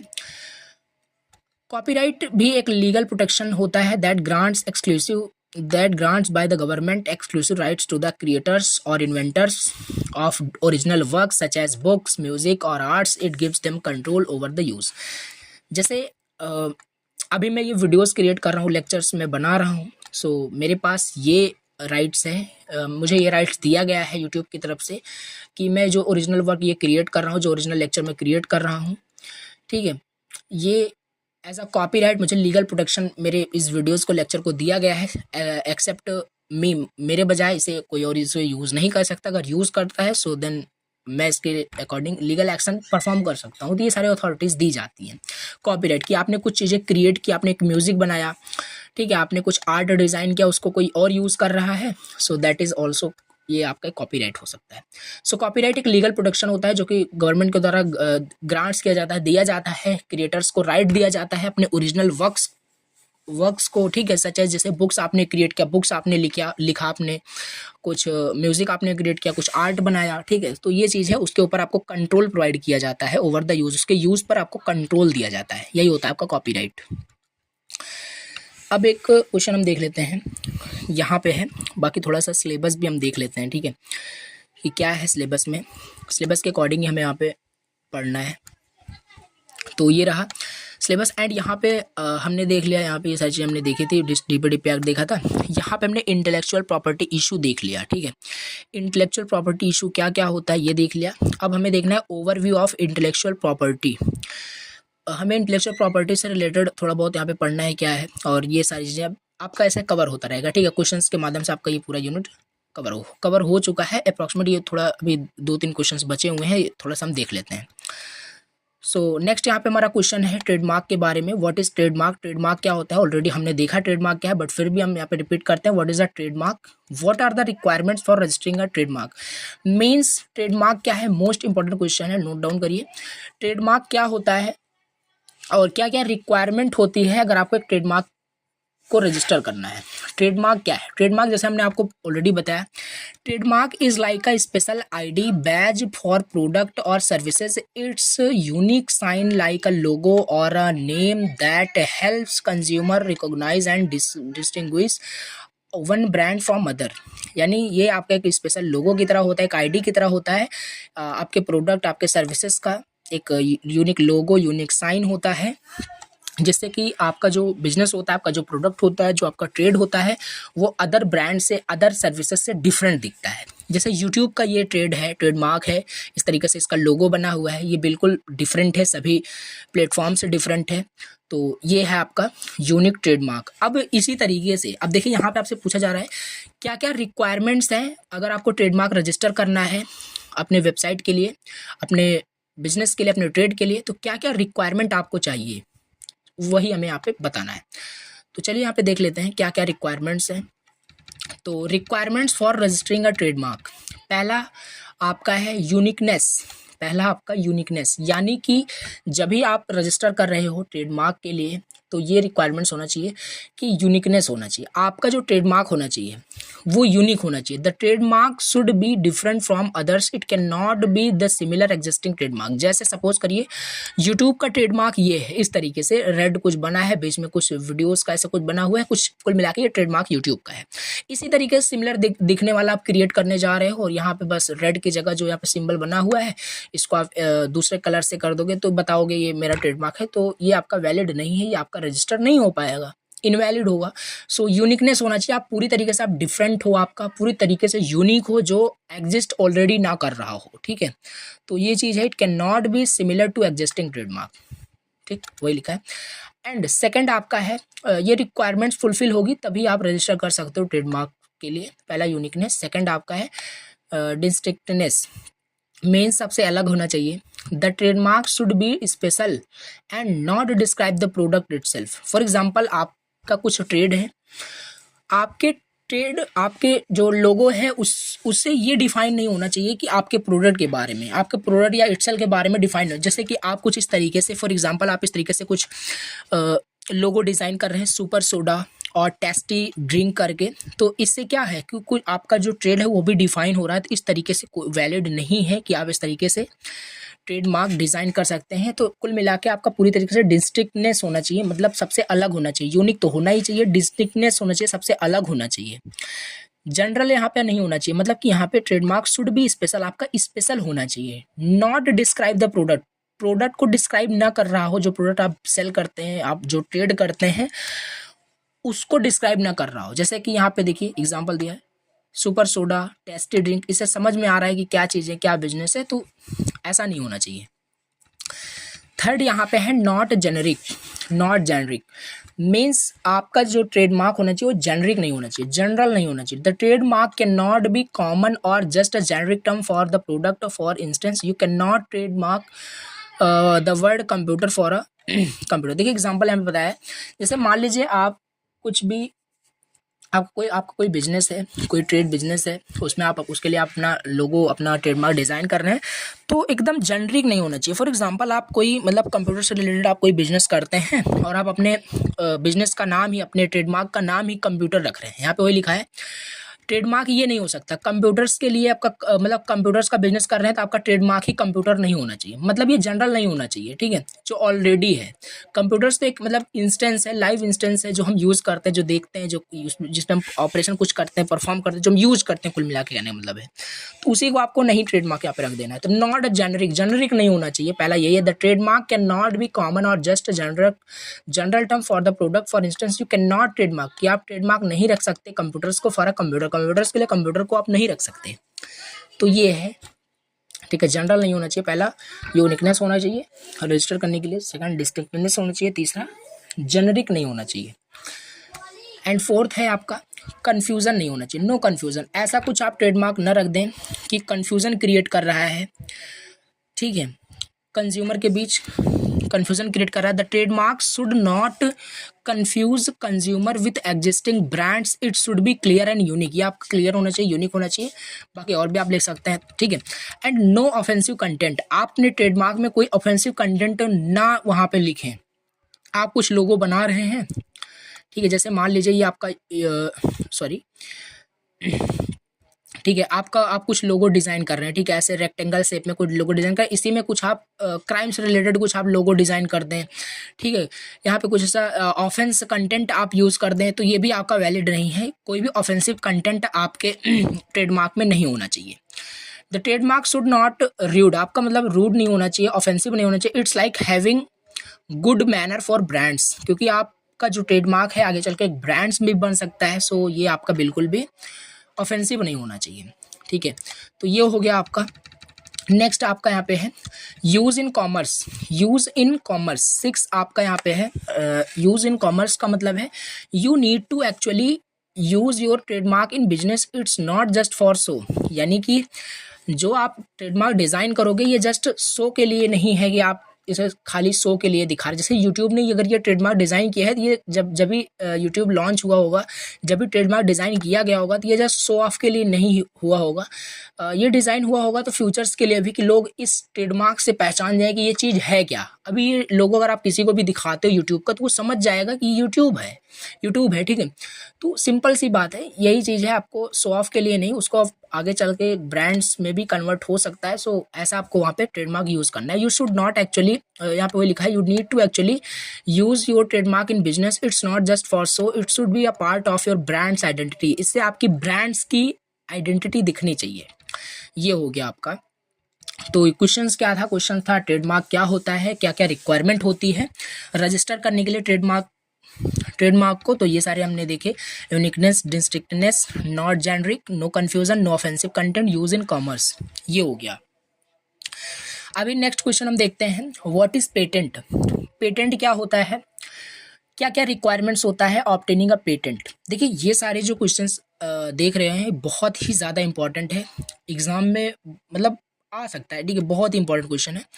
व्हाट इज पेटेंट, पेटेंट क्या होता है हमने ऑलरेडी देखा था। एंड अब इसके लिए पेटेंट के लिए क्या क्या रिक्वायरमेंट्स होती हैं, अगर आपको पेटेंट का ऑनर बनना है, पेटेंट को ऑब्टेन करना है तो क्या क्या रिक्वायरमेंट है वो देखते हैं। सबसे पहले पेटेंट क्या होता है, हमने देखा था कि आपने कुछ चीज़ें ऐसी चीज़ें डिज़ाइन की, you designed you have made a new gadget that nobody else made, कि कोई भी पर्सन उसे अभी तक नहीं बनाया है, वही होता है आपका पेटेंट। आप जाकर उसकी डेफिनेशन भी देख सकते हैं, मैंने बताया है यहाँ पे डायरेक्टली मैंने मेंशन किया है।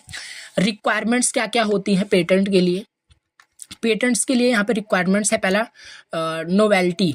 नोवेल्टी क्या है, your invention needs to be brand new, it's like being the first person to invent a fantastic gadget.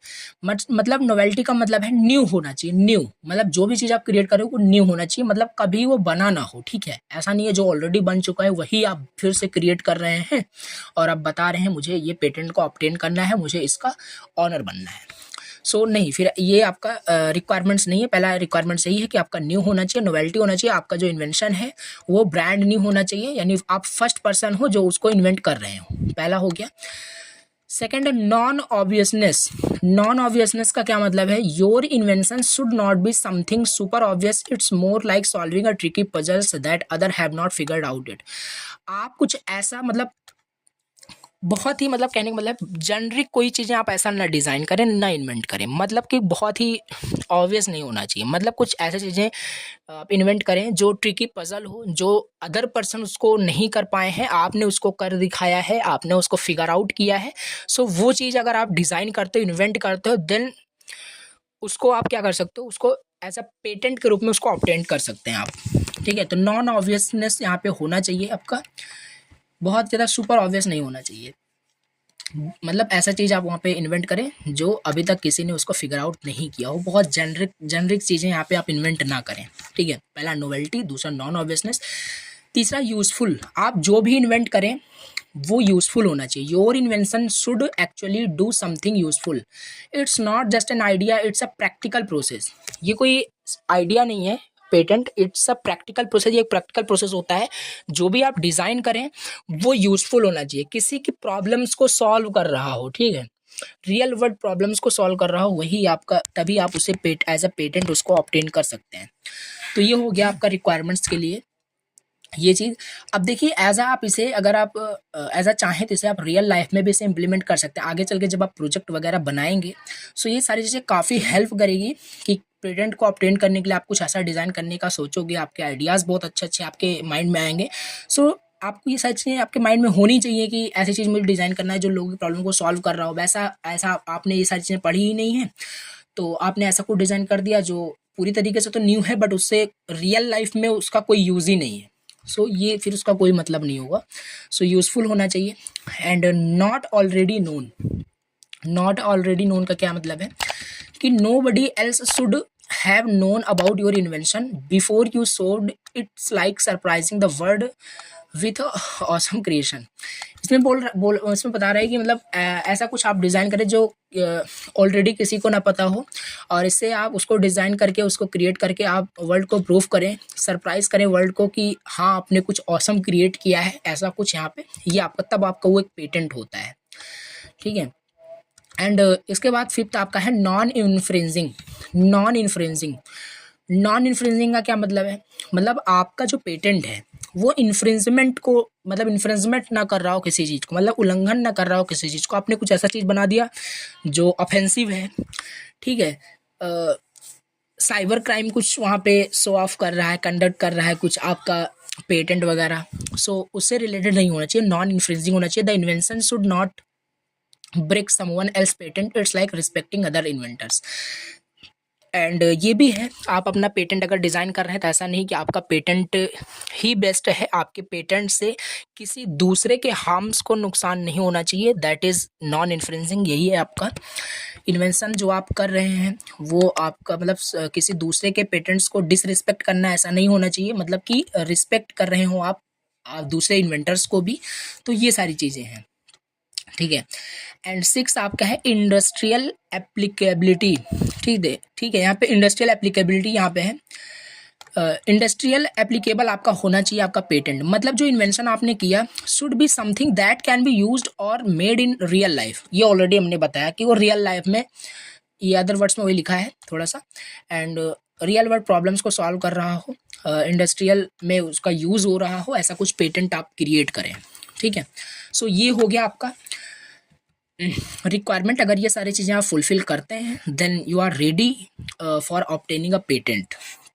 Patent क्या होता है? पहला रिक्वायरमेंट हमने देखा, नोवेल्टी होना चाहिए, नॉन ऑब्वियसनेस होना चाहिए, यूजफुल होना चाहिए, not already known, and non influencing, industrial applicability यहाँ पे होना चाहिए, इंडस्ट्रियल एप्लीकेबल होना चाहिए। नाउ नेक्स्ट क्वेश्चन यहाँ पे हम देखते हैं, व्हाट इज कॉपीराइट? कॉपीराइट क्या होता है?